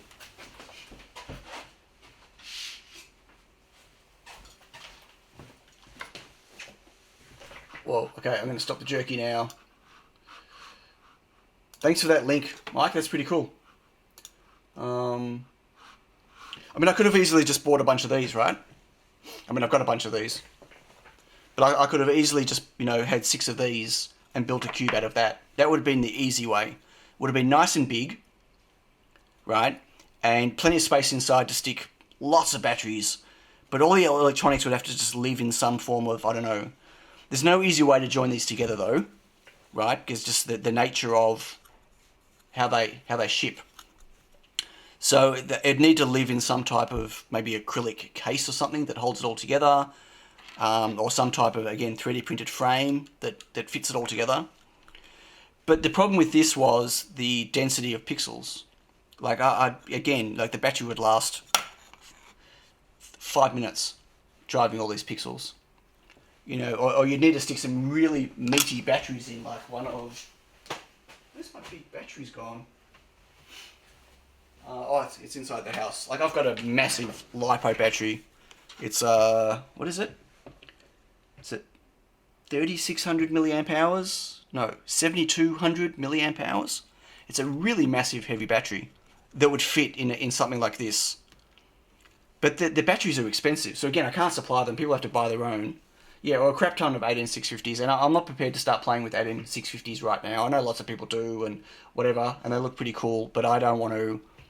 Again, I didn't want to ship something that required someone to go out and buy a whole bunch of batteries and do a whole bunch of manual work to get it all together. I wanted something that was quite simple and easy, that anyone, could put together, that just needed a readily available LiPo or two.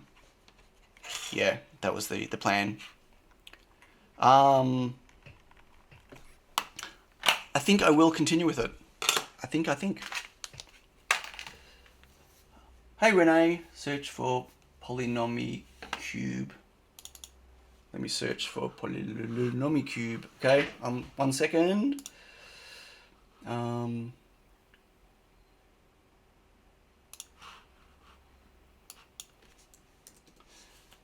mean, there are a lot of cubes out now. Oh, that's Bandcamp.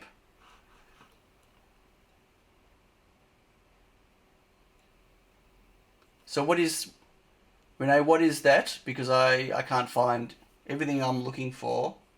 Oh, here's an image. Right. Yeah, let me just, yeah. There's, again, so this is already done. I get that, right? I mean, it's done now. But for those that joined late, like I started this project over 18 months ago. How long would 2 AAA NiCad last? Would the current just be too high for them? So 2 AAAs is not going to give you enough voltage. Like you need minimum of 3.2 volts, but you need, like, you can drive APAs. APAs are 5 volts, but you can definitely drive them on 3.3 volts because my Tiny Pico is driving its APA off 3.3 volts. You can definitely do it. They're just not quite as bright, but they also draw less current. But you couldn't do it off 2 AAAs. What, AAAs are what, 1.2 volts, I think? Are they? Or 1.5? Yeah, you'd need 3 minimum. Yeah, a 2032, and you'll get exactly 27 seconds of visuals out of it before it dies. You have a Tiny Pico, right? They are all 0402. Who was that to? Oh my god, really? 005? Wow. So the ones that like invisible. Wow, I missed that whole conversation. With a supercapacitor.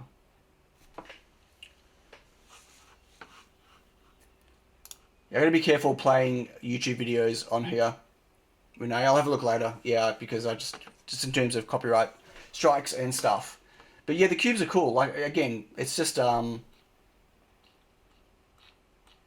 yeah. Okay, so I'm going to now move on and show you something else. Burn it into people's eyes. Yeah, YouTube's a bit funny about YouTubers or streamers showing other YouTube videos inside their streams. Stacking CR 2032s. Well, I've got enough of them. How many would I need to stack?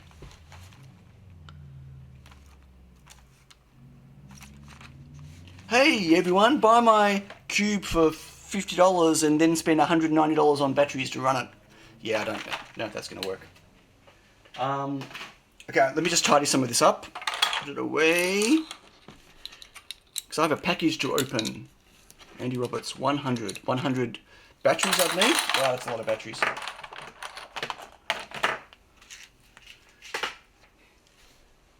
I would guess about 1,000. Hey Johnny. Okay, so I am going to close that. I've been shopping at Adafruit again.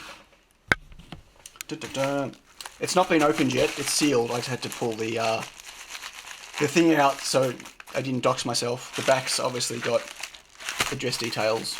That's as far out as I can get. Drum roll. Use 244 9-volt batteries. That can't be to me, right? You guys talking about something else? Some video from a guy that stacked 9-volt batteries, several hundred volts. Yeah, I don't get... I'm not at all interested in battery stacking and stuff like that. Like, I totally get why people are doing it for power walls and stuff like that, but it's just, I don't know, no real interest for me. Q recharging, not realistic. No, it's not realistic. No, I bought some. Wow, hang on.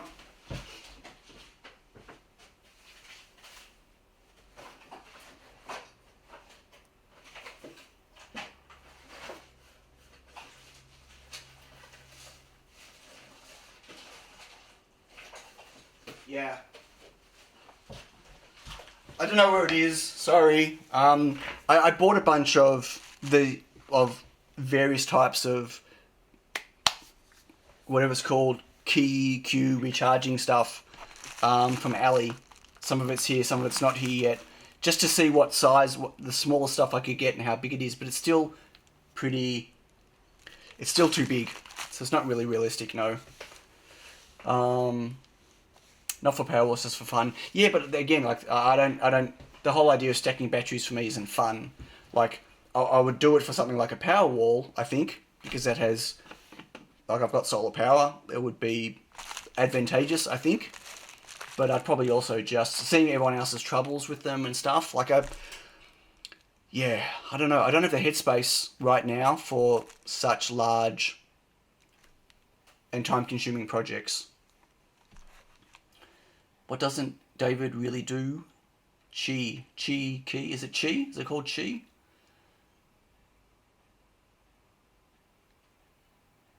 Okay, I'm going to do this. I'm going to open this. So I bought something on I bought a couple of things from Adafruit, and yeah, you'll see what it is in a moment, and then I'll explain why I bought it from Adafruit. Not that there's any reason to be ashamed of buying stuff from Adafruit, because I love Adafruit. I've mentioned that quite a few times. Let me just get that out so I don't dox myself. Alrighty, I'll see myself out now. Got to get some sleep. There are more music manual. Thanks, Dave Darko.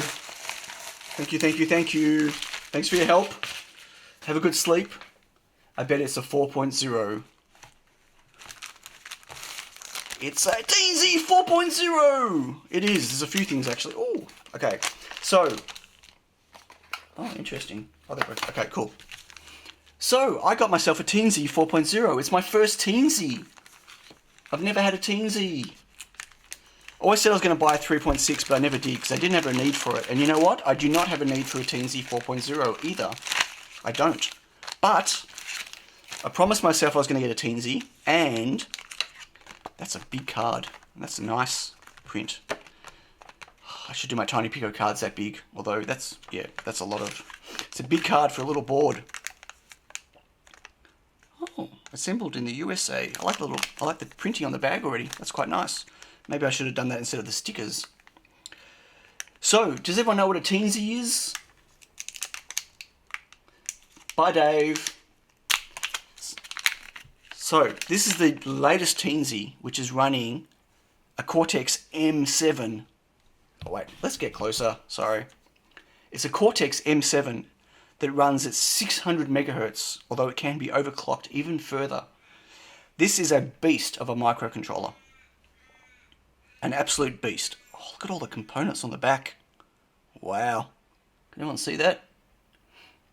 Well, you can see it on the back here as well. There's a bigger picture. So, Paul, PJRC, he's a madman when it comes to his skills, both on hardware and software. Oh, there's the crow. Andy, did you hear the crow? Oh, there we go, yep. Can I put it next to a Tiny Pico? I can put it next to a Tiny Pico. There you go, that's next to a Tiny Pico. Tiny Pico is still a bit smaller. Yay! But you can't compare the two. They're two very different things. I mean, they're both microcontrollers, but they're very different. Hey, do I have one? Wait. Here's a Tiny Pico that doesn't have feet on it. There you go. What? Hello, Mr. Crow. Yes, but this is a beast of a microcontroller. And as I said, I've got no need for it at all, but I wanted to own one. I'm sure I'll plug it in and have a quick play, and then probably do nothing else with it. I'm just being truthful, right? I mean, there's no radio on it, so although you got a really fast and MIDI microcontroller, pretty much all of the projects I work on require some form of, whether it's, well, not really Bluetooth, Wi-Fi and connectivity. But there's a few things about this that interested me, but before I tell you that, I'm going to mute for a second and blow my nose. One sec.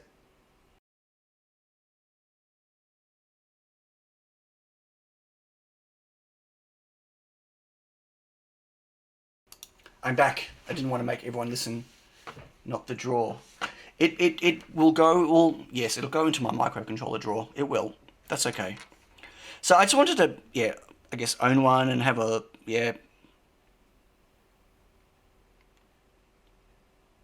and look at its construction. It's pretty packed in. So an interesting thing that Paul's done, and this is what I was really interested in.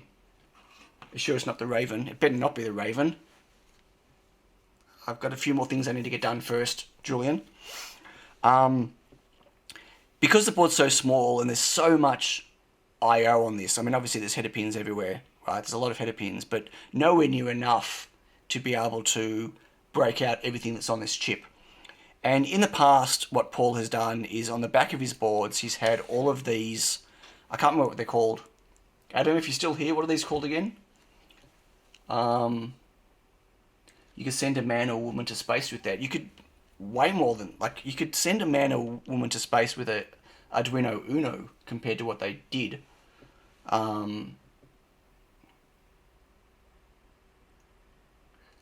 So I've missed a lot of the chat. I apologise for that. He's going to be Raven mad. Wow, that's funny. Hello, Bruce. You got to arriving at some point. I bought this on Adafruit's website for two reasons. Firstly, because the shipping cost from Paul's website to Australia was horrific. Like, seriously, it was more than the cost of the board. So, and then I went to buy an Adafruit, and that they announced it, that they had them, and I got it in my shopping cart, and they were almost sold out within 5 minutes. So I only got one. I was going to get one for Matt, but I didn't get around to it because I could only get the one. And I was getting some other stuff from Adafruit, which I'll show you in a moment anyway, so I thought I'd just grab one from there. Just Cadwin's doing the oxygen tanks. Yeah, are they Gullwing? I'm not sure. Anyway, so what he used to do is on the back of his boards, like his TNZ 3.6, he had lots of these pads that you needed to solder to or try to get some type of headers on, and it was quite hard to work with. And of course, once you did that, you couldn't really breadboard easily or anything. What he's done with his new board, with this board, which is interesting because Matt and I had been talking about doing something similar for a new board I'm working on, is he's got this header for a connector. And this is an 8-pin, 1, 2, 3, 4, 5, 6, is it 8? Can't count. 1, 2, 3, 4, 6, 7, 8. Yeah, an 8-pin header. And so, and what he's got is broken out. You can see here that there's ground and there's 3 volts. And then he's got what's called a clock and something else, and then 3 data lines. And with the I/O muxing capability of this, you could pretty much put any I/O you want coming out of those. And so what he's done is you put this connector on and it uses a flex cable and a connector on another breakout board, and you can get a whole lot of other stuff connected to this for extra I/O or things like his SD card and other things. Can the TNZ be clustered? I have no idea. I don't think you can really cluster any microcontroller because they're not running an operating system that you could really cluster with. Although I guess ultimately maybe you could with an ESP32 because it's running free RTOS, maybe. But I don't know. Why would you want to cluster them? Wouldn't make it to the moon, while far more powerful than the AGC. They're far more sensitive to radiation. Sure. I think David was talking more about just the power capabilities, James. But yes. Less expensive to Canada from him. Says Bruce. Sure, I'm just on the wrong side of the planet. So yeah, I wanted to have a look at that. I need to find out though where I can get his add-on board because I can't find them anywhere. And where I can get the particular connectors he's using and the flex cable. But I thought that was an interesting idea, using a flex cable to go from the board to another board or another breakout, and still have the ability to stick it in a breadboard, apart from the pins on the side here. So yes, it might be something I'm looking at doing for another board I'm working on, which I can't talk about yet. Not yet. Soon, maybe. Van Allen makes some fine belts. Why are we talking about belts? Need to move to Australia. We need to move Australia to this side of the planet. I would love for you to relocate all of Australia up north. Be in a better time zone. Anyway, so I got myself a TNZ4. Should all definitely check it out if you're interested in a super high powered. So hang on. Oh, what's 18 months? Oh, they've beta equals expands reference. Oh, David got a link to the breakout board. Where did you find that? Link in a new window. I started looking through the forum last night. Oh, is that his breakout board? Okay, hang on 1 second. Breakout board for TNZ4. Recent posts. When was that posted?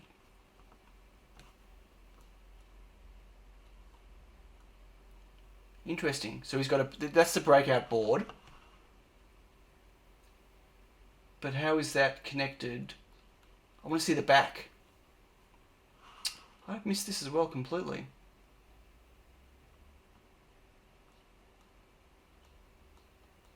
Right. So this here is what I was interested in. Can I get that picture bigger? No. So he's using, I think it's an Amperol connector that uses a flex cable. So yeah, I thought that was kind of interesting, an interesting idea. But I'd want something that was higher density, personally for me, to get more pins through. What will you do with it? With my TNZ, I'm not going to do anything with my TNZ. I don't think I'm going to use a teensy. Yeah, I found that connector, Bruce. If that's the one he's still using. What I was looking for was this information. Thank you, David, for posting that. Curious mark used Arduino to test restored edge. It's for the collection. Well, it's my first teensy. I haven't been collecting teensies. I don't collect a lot of microcontrollers. Yeah, this is what I was looking at. What I was looking for. Because pretty much anyone can make a breakout for it now, right? To do all different things. But you're not getting... The thing is, you're not getting a lot of I.O. out of it. So, I'm curious to see, like, how would all these pins work? Anyway. There's a one pitch. You can get much smaller. Yeah, I'm looking... I found... Adam, I'll show you later. I found a 0.5mm pitch, 14-pin header that's only 9 mils wide. So, just like, if I... As an example, just on the Tiny Pico, this is not for the Tiny Pico, but just saying. So, the Tiny Pico is 17 mil. Oh, come on. Focus, you've been doing such a good job today. So, the Tiny Pico is 17.8 mil wide, but I would need a connector, really, that would fit within the header space. So, I've really only got about 14 mil in the middle here, right? So I found a connector that's 14 pins. It's a 0.5mm pitch, 0.5 or 0.4, 0.5mm pitch.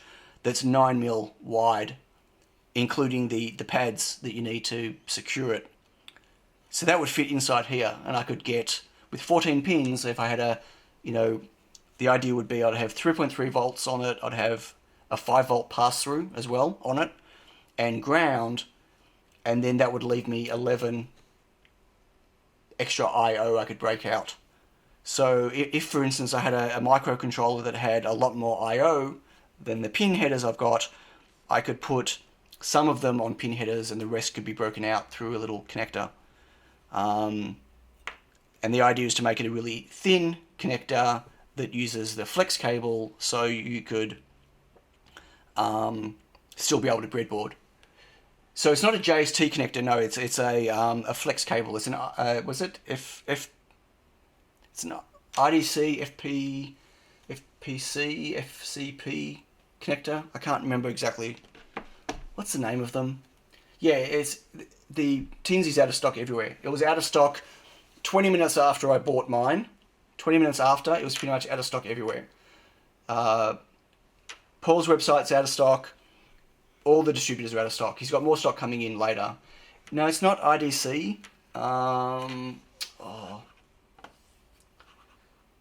It's got a particular name. I can't remember what it is. Anyway. I've ordered some. I will have, but I've got no need for it yet because I don't have a board to stick it on. My board's not designed, but I really want to get it, and I just ordered 10 of them just to really check their size and look at their stability. 12 left. Pomeroni. Okay, interesting. I thought everyone else was out of stock. I know Paul mentioned next week. No, it's not Ziff. Anyway, I want to show you what else I got. So yeah, that's one of the reasons I wanted to have a look at what this was using. I got 2 other things that I bought. It's a very cheap board as well, absolutely. So it's $20. So his Teensy 3.6 was $35, but it had SD card slot on it and other stuff. It was a longer board, and it had, although it was nowhere near as powerful in terms of a microcontroller, it was still a really massively powerful board with a lot more peripherals. But he went smaller on this one, and the rest is broken out with an add-on board, which is pretty cool. So I got... Yay! I got this as a freebie. Oh, you can't even see it. I'll show you what else I got in a second. But anyway, it's CircuitPython Day the other day. It was, I think it's 2 years or 3 years for CircuitPython. Anyway, and so Adafruit were doing this as a giveaway when you ordered over a certain amount of stuff. It's a really nice ruler. I mean, I've got other rulers already, but this is... What was interesting about this is it has a trinket on it. So that's a trinket M0 built into the ruler. How crazy is that? And these are, I think they're cap touch pads with LEDs. Actually, let's plug it in. See what code's on it. I'm assuming that this will just plug in and do something straight away. Look at the lights. There we go. They flashed. Let me just turn the lights off. Hang on. Go darker so you can see it. Oh, how pretty is that? So, I don't know what code this is running. Obviously something CircuitPython. It's got multi-touch. It does. Can I do all 4 fingers? Kind of. No, I can't get my fingers on them. Maybe only 2 at once. Yeah, okay. You can't handle 3. You can do 2 at once. Maybe? No. Anyway. And then it's just the normal ruler stuff on the back. So it's pretty nice. Touching that char's outputs the key char. What? Oh, wow. It actually, when I plugged it in, it actually thinks it's a keyboard. So is that actually... Right. Unless I set it up as a... Can Tiny Pico GPIO be made touch sensitive? Absolutely. The Tiny Pico has cap touch on it. And...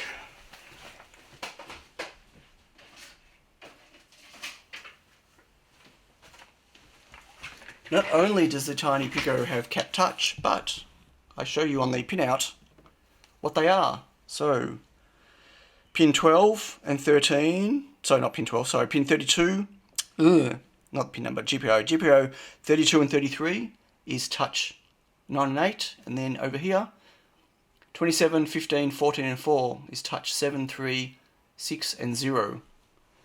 So you can definitely do cap touch with the Tiny Pico.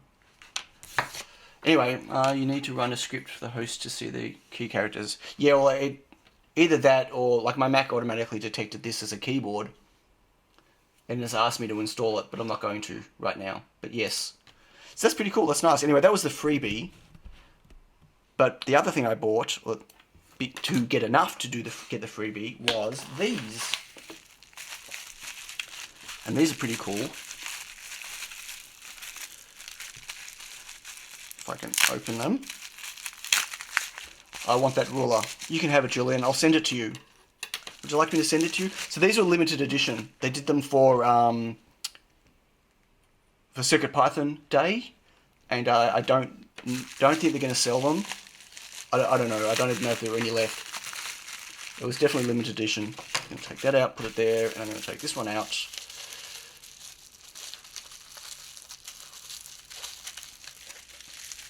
Yeah, all the CircuitPython stuff, when you plug them in, the USB gets seen as a mass storage device. So what's nice about CircuitPython, what they've done, and it only works with chips that have built-in USB. So the ESP32 is not, it's not possible with the ESP32 right now, until the S2 comes out. God, open up. Is that they use tiny USB, and they make all of their devices, when you plug them in, it just shows you a USB drive, and you can literally just drag your scripts onto it. You know, you can just open it as a file system and edit your scripts, and then you want a ruler. You don't mean that ruler. I want that ruler. What? Okay, I'm confused about the rulers now. Really am. Okay, so... oh, header pins. So the other thing I got... so I got the teensy, got that. I got a couple of their IPS screens. And interesting, this is black, on a black PCB. Oh, that's nice. And this is on a blue PCB. So, you know, I was playing around with the IPS screens. Well, Adafruit seems to get ones in sizes that I can't seem to find anywhere else. So, for instance, this is their 2-inch 320 by 240 IPS Is that close enough? Their IPS screen, right? I can't find those anywhere. Well, not in the usual places. Not the panels by themselves, right? I mean, that is a really nice size screen and a nice resolution, right? I mean, that's basically the same resolution as these, as these 2.4-inch TFTs, but it's an IPS screen. But this is the one that I'm super interested in. Give up on the cube and go for a plane. Hello, Yaz. Oh, the ruler has arrived. Oh, that's really funny. Yeah, so this one is a 1.3-inch screen and 240 by 240. Which I think... Hang on. If I can find it. Where did I put it?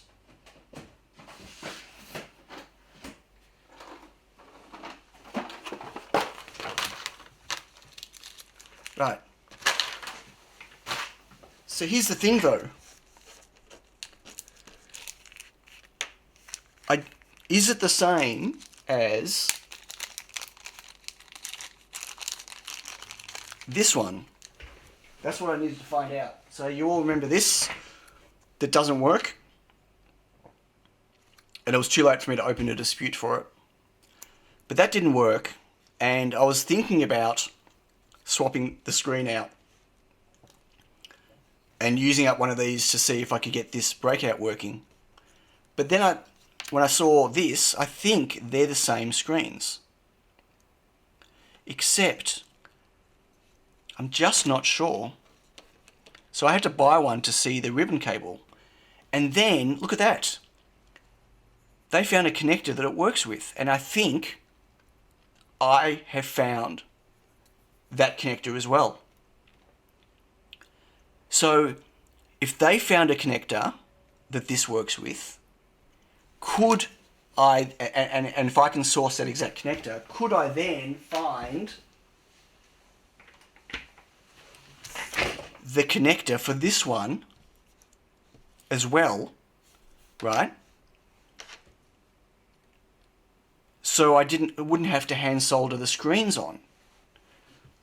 So this, you see where this went? This went on this whole... You could make a cube with 6 of those. Different color tab on the peel. Well, that's right. See, that's the thing. The Adafruit seem to always have connectors, and it looks like the density of the pins is completely different. See that?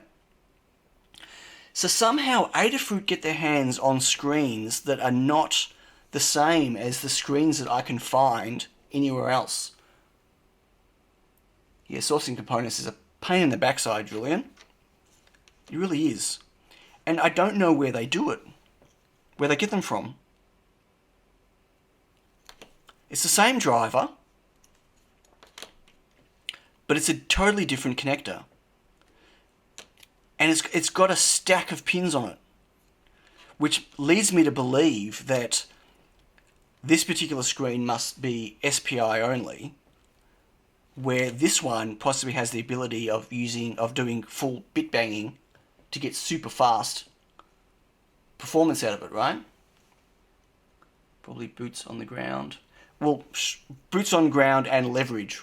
You know what I mean? Like, I'm pretty sure Lady Ada would contact a screen company and say, hey, I need a screen, blah, blah, blah, blah, blah. And everyone would jump at the opportunity to find her a matching screen, where I'm pretty sure I've got no ability to do that resource-wise. So, that's the thing. See, I couldn't even use their design for this, for a screen for me, because it's the wrong connector, unless I can find a screen that's got the same connector. See that? It's totally different density. It almost looks like it's the same size, but it's not even close. I mean, you can see, I don't know if you can see, can I get any closer? You look at the number of pins. I'm not even going to sit and count them. But it's at least double the number of pins. The pitch is completely different. Take a vacation to Shenzhen. I did not see any of this stuff when I was in Shenzhen. That's the problem. You can't really find, like, you can find the occasional module like this, but Shenzhen is really, it's when you go to the markets, it's not this type of thing that you're getting. It's loose components, or it's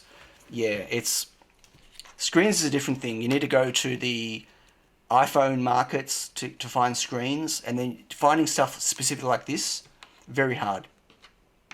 Because I looked. You need a 0.6mm pitch connector, which is not common. What, for which one? For this one specifically? I can't find a connector for this at all. Like, I've been looking everywhere, and I can't find a connector for this. And even if I found a connector for this, this is obviously my little shield I made. Oh, come on, focus. Whoa. What just happened? Exit. Oh, don't know what that was, sorry. Even if I find a connector for this, it's not going to fit with inside the header space. I mean, look at just how much wider their connector is in terms of the mechanical part to hold it onto the board. So I don't think I'd find a connector here that would allow me to fit on this. So the only way I could ever make these would be to hand solder the screens on, which would just be a nightmare. I just don't know if I want to do that. You found the mega zoom. I found it. I clicked on something. I don't know what it was. You're able to check the pin count and pitch on their Eagle files. Sure, but it's, again, I know it's not the same as the screens I can get, so it doesn't really help me. Like, their files don't help me because I can't get their screen.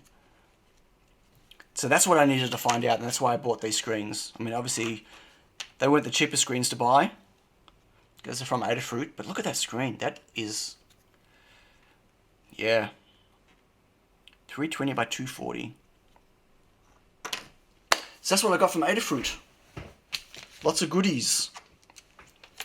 Like, I definitely don't want to waste one of my screens trying to fix this one. I'd rather use one of these on my own design. I've only got 2 of them. So I'd rather use them for my own prototyping first. So I figured if I could use this to simulate this, they're both using the same driver. So if instead of prototyping with this one, if I could prototype with this one, because it's the same driver, same resolution, same everything, then I could theoretically, if it all works okay, I could just then use these ones on my prototype.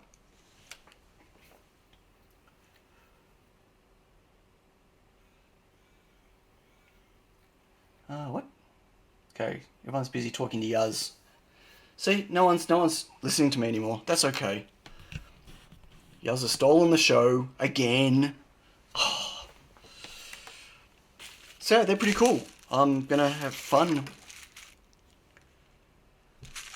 playing with these, but you know what? Not yet. I have no time. What's the name of the MCU board on the ruler? It's a Trinket. It's one of these. It's a Trinket M0, an Adafruit Trinket M0. So it's got a SAMD 21 on it. Cortex M0. But they've just done it on the board, which is pretty cool. So that's obviously mine. I got a long time ago.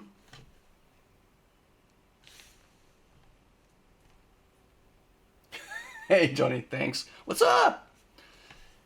Johnny missed the cube thing. Sorry, I have to go back to the start. Played with the Adafruit's thermal IR camera? No, I have not. What was that, Dion? Something Nerdtronics. Oh, listen, sausage. Mr. Watts is being a sausage. I have the same display as yours. I wanted to use it on my project with connector, but I wasn't able to find one. Yeah, I've not found any connectors for any of these, which is why I hand soldered. But that's not sustainable. I don't want to sit there here hand soldering these to sell these. Although it's really nice. It's a really nice little screen. But I don't think I'm going to do it. Sausage. Oh, you missed the sausage stuff. Anyway, that's okay. Your secret project is an alphanumeric cube. An alphanumeric cube.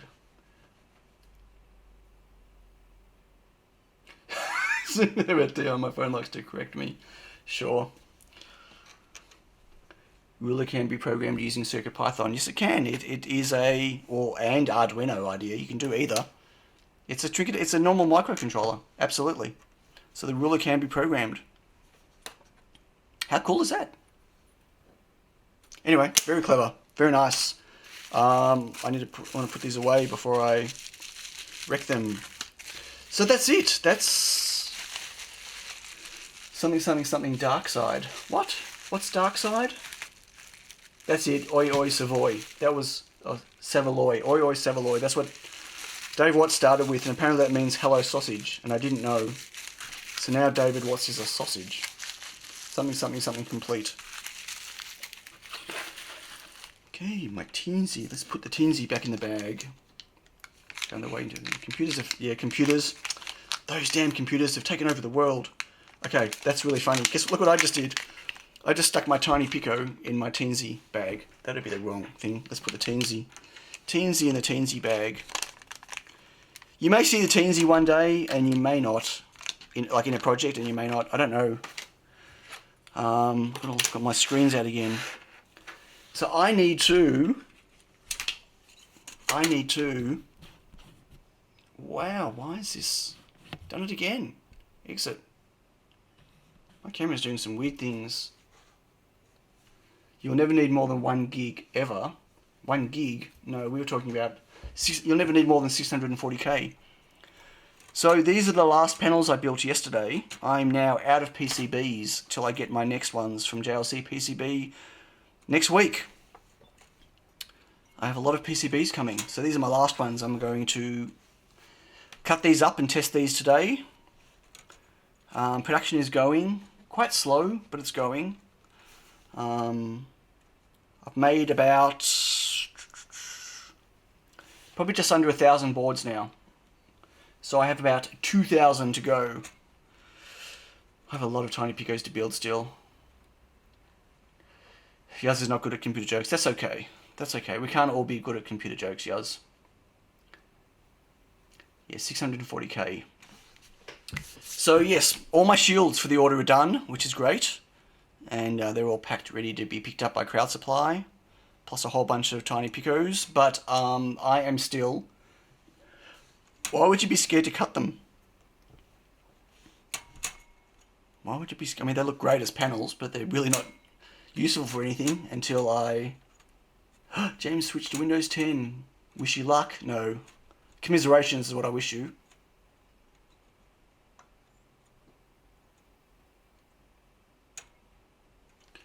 Why Super Zoom doesn't require Big Clive's Trumpy brick? I did get mine, now I have to allocate some time. Ooh. Okay, so there's so many conversations happening at once. Hey, Sherlock Holmes just bought a Teensy 4. Yay. Moved to Windows when Macs became too expensive. Yeah, Macs are way too expensive, but I'm still not moving to Windows. I'm just not upgrading my Macs as often as I used to. That's all.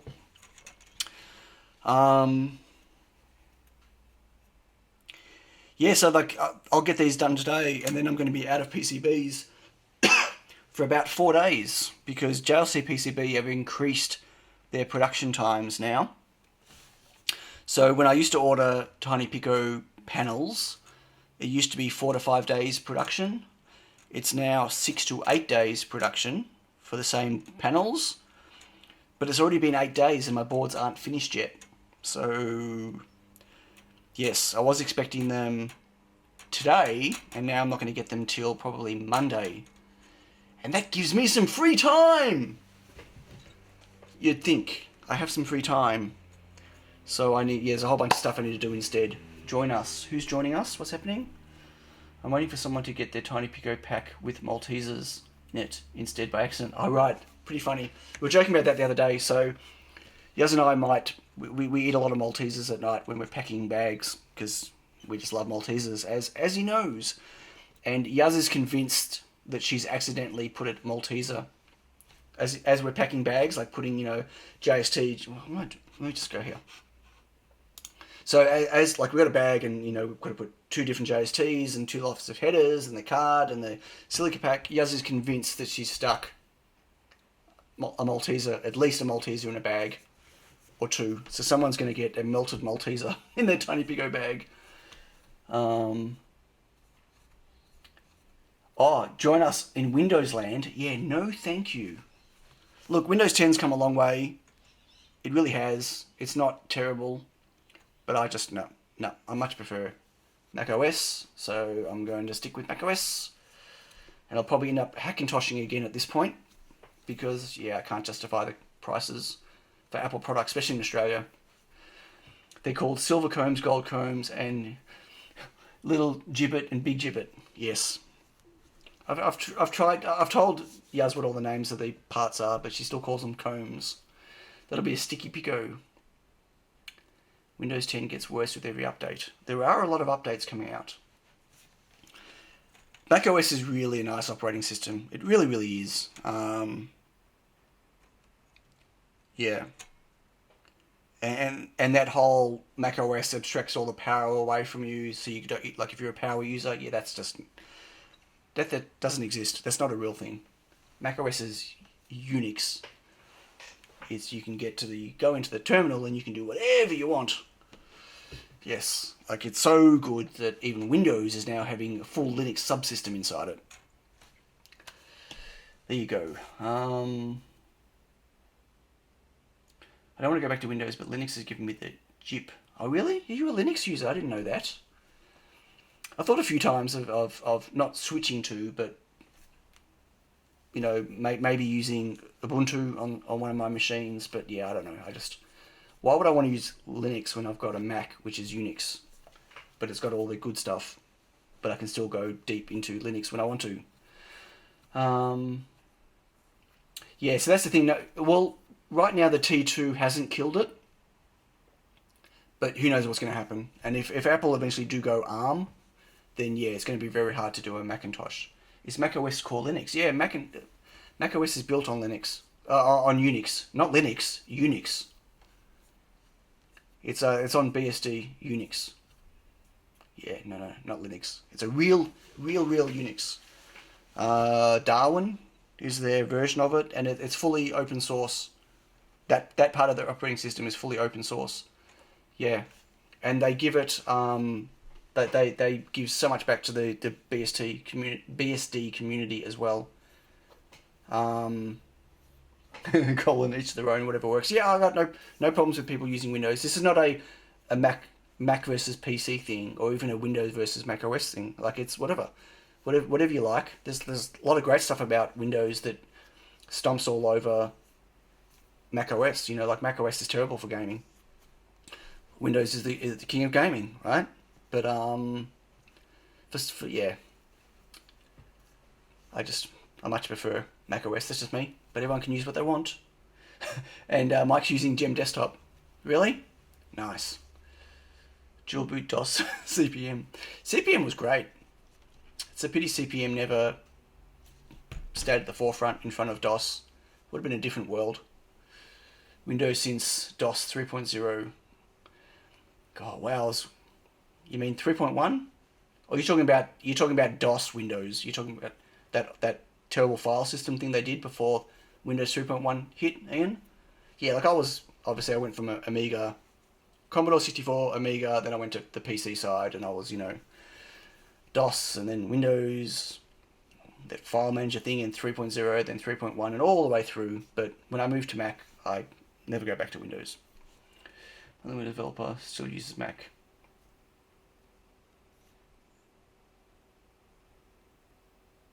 DOS 5, yeah, that's pretty late in the Windows world.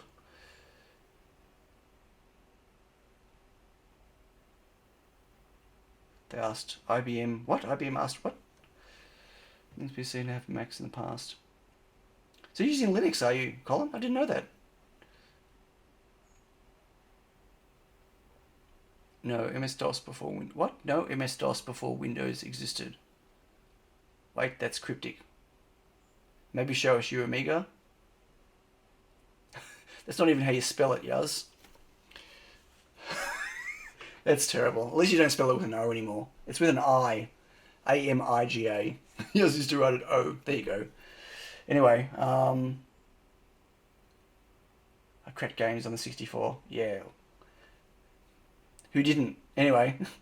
Whatever. You guys have seen my Amiga. I've got a 64 and an Amiga in my garage, but that's where they stay for the time being. I'm not pulling them out. I had them out here for ages, and I felt guilty every time I walked past them. So like I'd occasionally turn them on and play some Load Runner. But yeah, watched this the other day. So many memories building these. Watched what? Amiga's the superside version.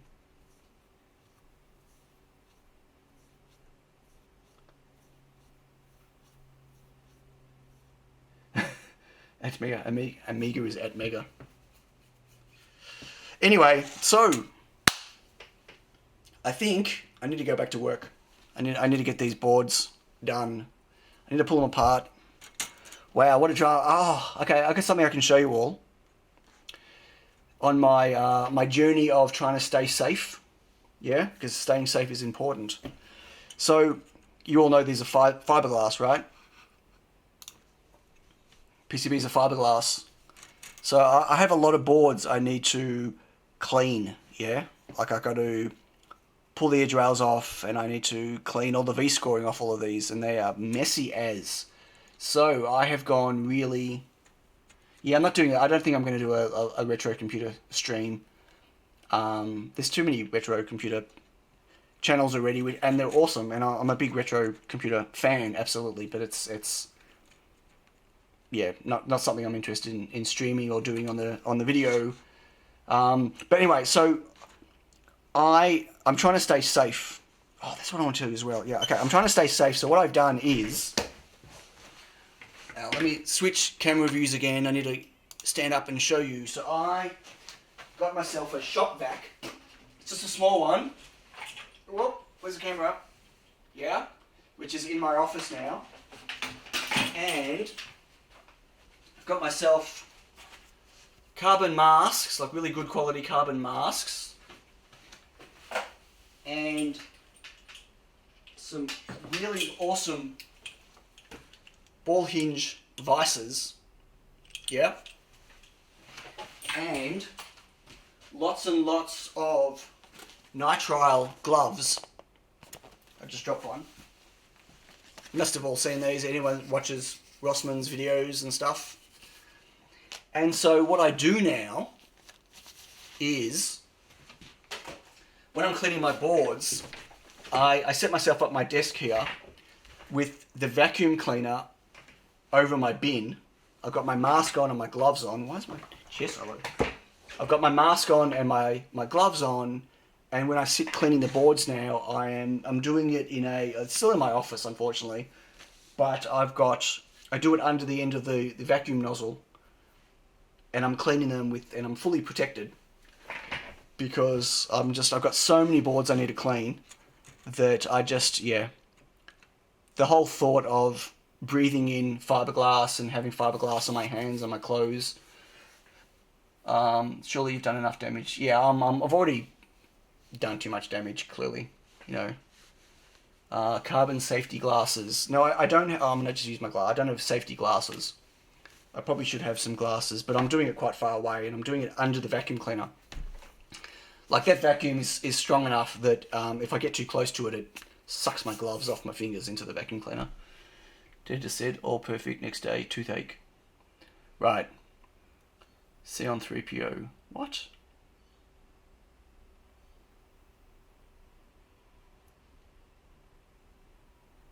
I think a full safety suit video. I don't want to wear a full safety suit. But it's very important to stay safe. I actually bought myself a proper, like a really expensive proper mask. But I took it back. It's too, yeah, I think that was a bit overkill. And the reflow oven, for those who caught the video, in the garage is working really well. No more headaches, no more smell, fluxy smell. Safety cosplay. Safety is important. So it really is make an unexpected fume hood. You guys are just taking the piss out of me. It's really not funny. No, it is. It is funny. After septicemia last year, I wear gloves when doing anything dodgy. Ooh, that's nasty. Well, I wear those gloves now when I'm doing the ultrasonic cleaning and and everything. And yes, and I should have done. There's a lot of things I should have done. I should have had more safety. I should have been more safety conscious earlier, I think. Like, I really wish I would have solved this fume extraction stuff ages ago, because it got to the point where I was getting really bad headaches from all the reflowing. Did the reflow oven reside in the garage before the tub was placed on it? No, it was in my office, just there. It's always been sitting up there on the desk next to that screen, on that side of the screen. I'm paranoid, for good reason. I'm paranoid about leaving stuff like ovens or lasers or whatever powered and running unattended. Anything from China, I'm just really paranoid, or anything in general, but something like an oven that comes from China that we know when they arrive are not grounded properly and not the best builds ever. Like, there's no way I'm leaving that unattended in the oven. So whenever it's reflowing in the oven, my door's open, and I'm constantly visually checking it.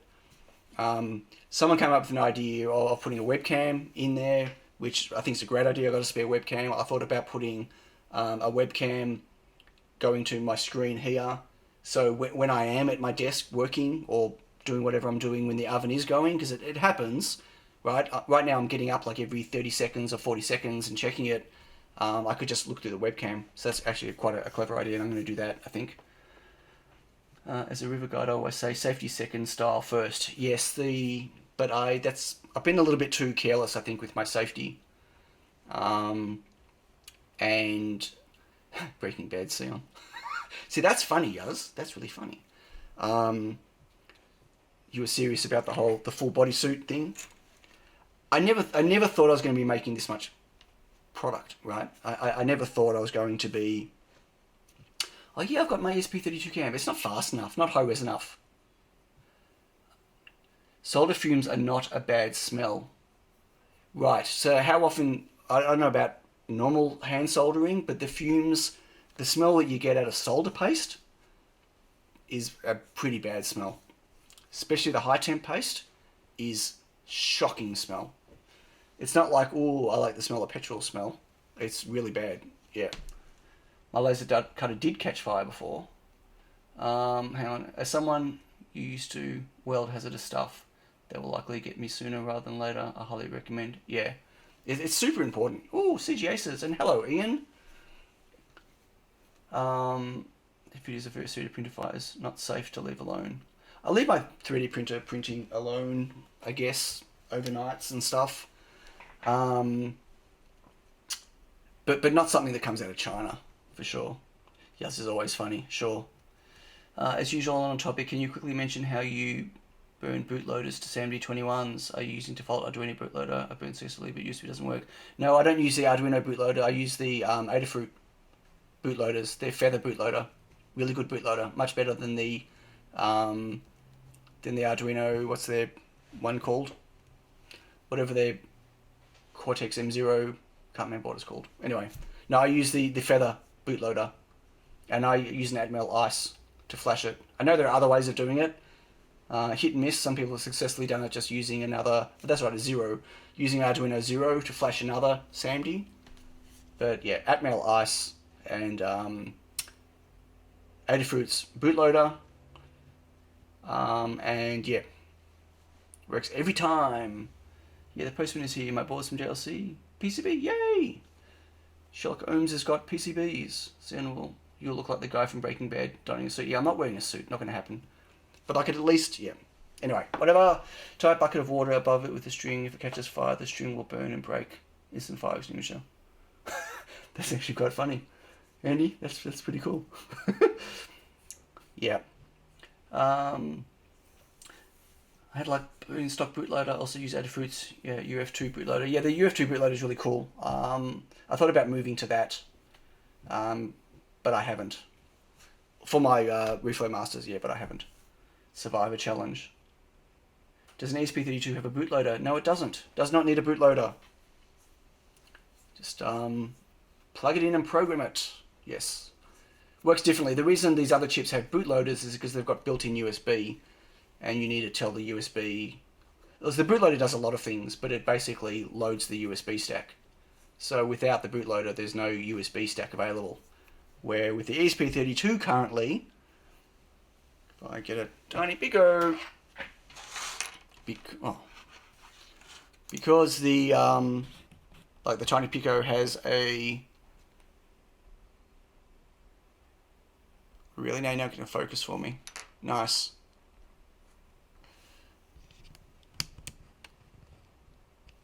Because the tiny Pogo has a separate USB chip, CP2104, it doesn't need the USB stack, which means it doesn't need a bootloader.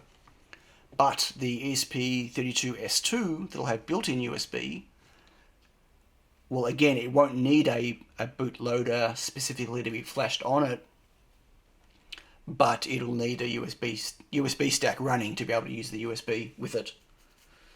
How come? What was how come for? Need to train the crow to sound the alarm when anything goes wrong. Yeah, I don't hear the crow unless it's on the stream, really. I've normally got music going and stuff.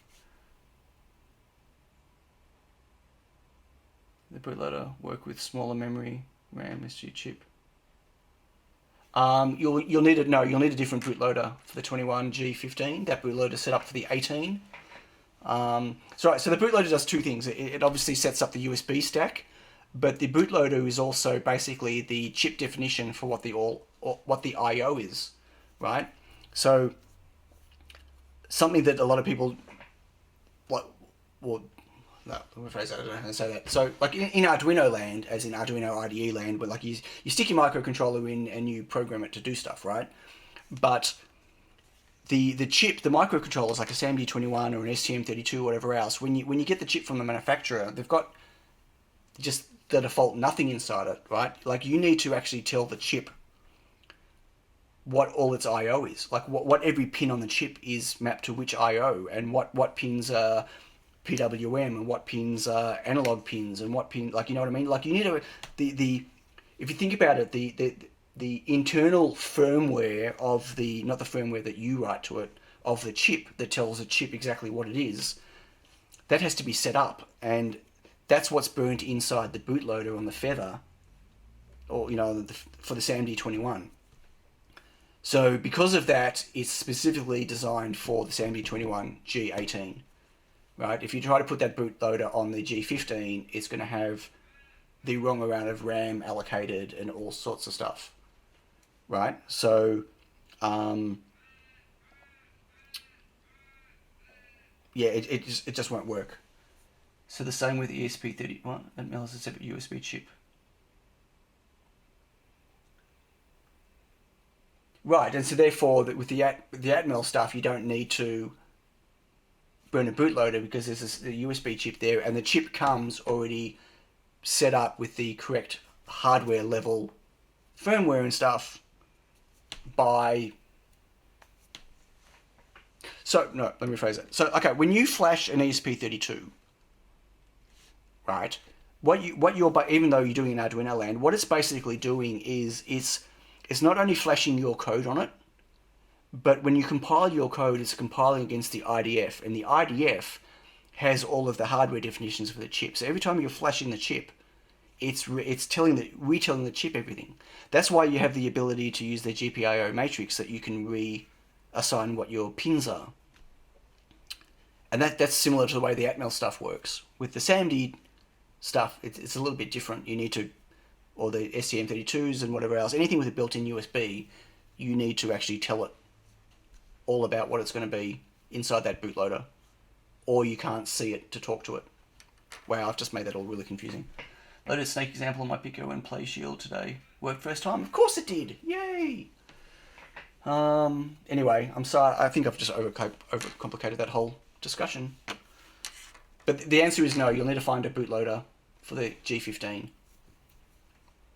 Or just go buy some G18s. There's not that much difference in price between the 15 and the 18. I don't think there are a lot of bootloaders out there for all the different variations of SAMDs to make them Arduino compatible. I think there is some open source firmware for like the SAMD 21Es, I think, E15s, maybe? Or E18s, I don't know. Anyway, no, we're not doing a 4-hour stream. I'm going to wrap the stream up now. It's been going for ages. That mod chip used in Leonardo has native USB support. It does, yes, but again, someone has to put a bootloader on that first, on that chip, for the USB to work. Like the STM32 comes with a USB stack already on it, but the USB stack that the STM32 chips ship with is not compatible with the Arduino IDE. So, yeah, you need to put a different bootloader on it to be able to talk to the Arduino IDE. Okay, yes, we're going. Everyone's saying bye, and I'm going to say goodbye. I've got lots of work to do today. Thank you all for joining. That was fun. Say yes or no. Continue with the cube. Yes. No. Yes. Do the cube. Do the cube. I'm going to do the cube. I think I'm going to do the cube. I'm definitely going to do a variation of the cube, I think. Thanks, Sausage. I enjoyed it too. Thank you all for being here. Peak concurrent, 112. Yay. Yes, cube. Good. Okay, yes, cube. I don't know when. Tesseract. Oh, how cool does that look? I don't know when the cube, but yes, cube. I'll do the cube. Thank you all for joining. It's been awesome. Yeah, have a great night. Have a good sleep. Have a good week. Adam, I'll chat to you soon. Yes, go cube. Go bigger for better batteries. Yeah, I think I will. Yes, a little bit bigger. Now that I can pick and place it, I can do as big as I want. Yay. What's 18 months? What do you keep saying 18 months for? James keeps saying 18 months. I think James has been affected by ESD. And he keeps saying 18 months. Yes, just do it. Careful, you're going to get sued by Nike. Okay, bye everyone. Catch you later. Where's the off button? There it is.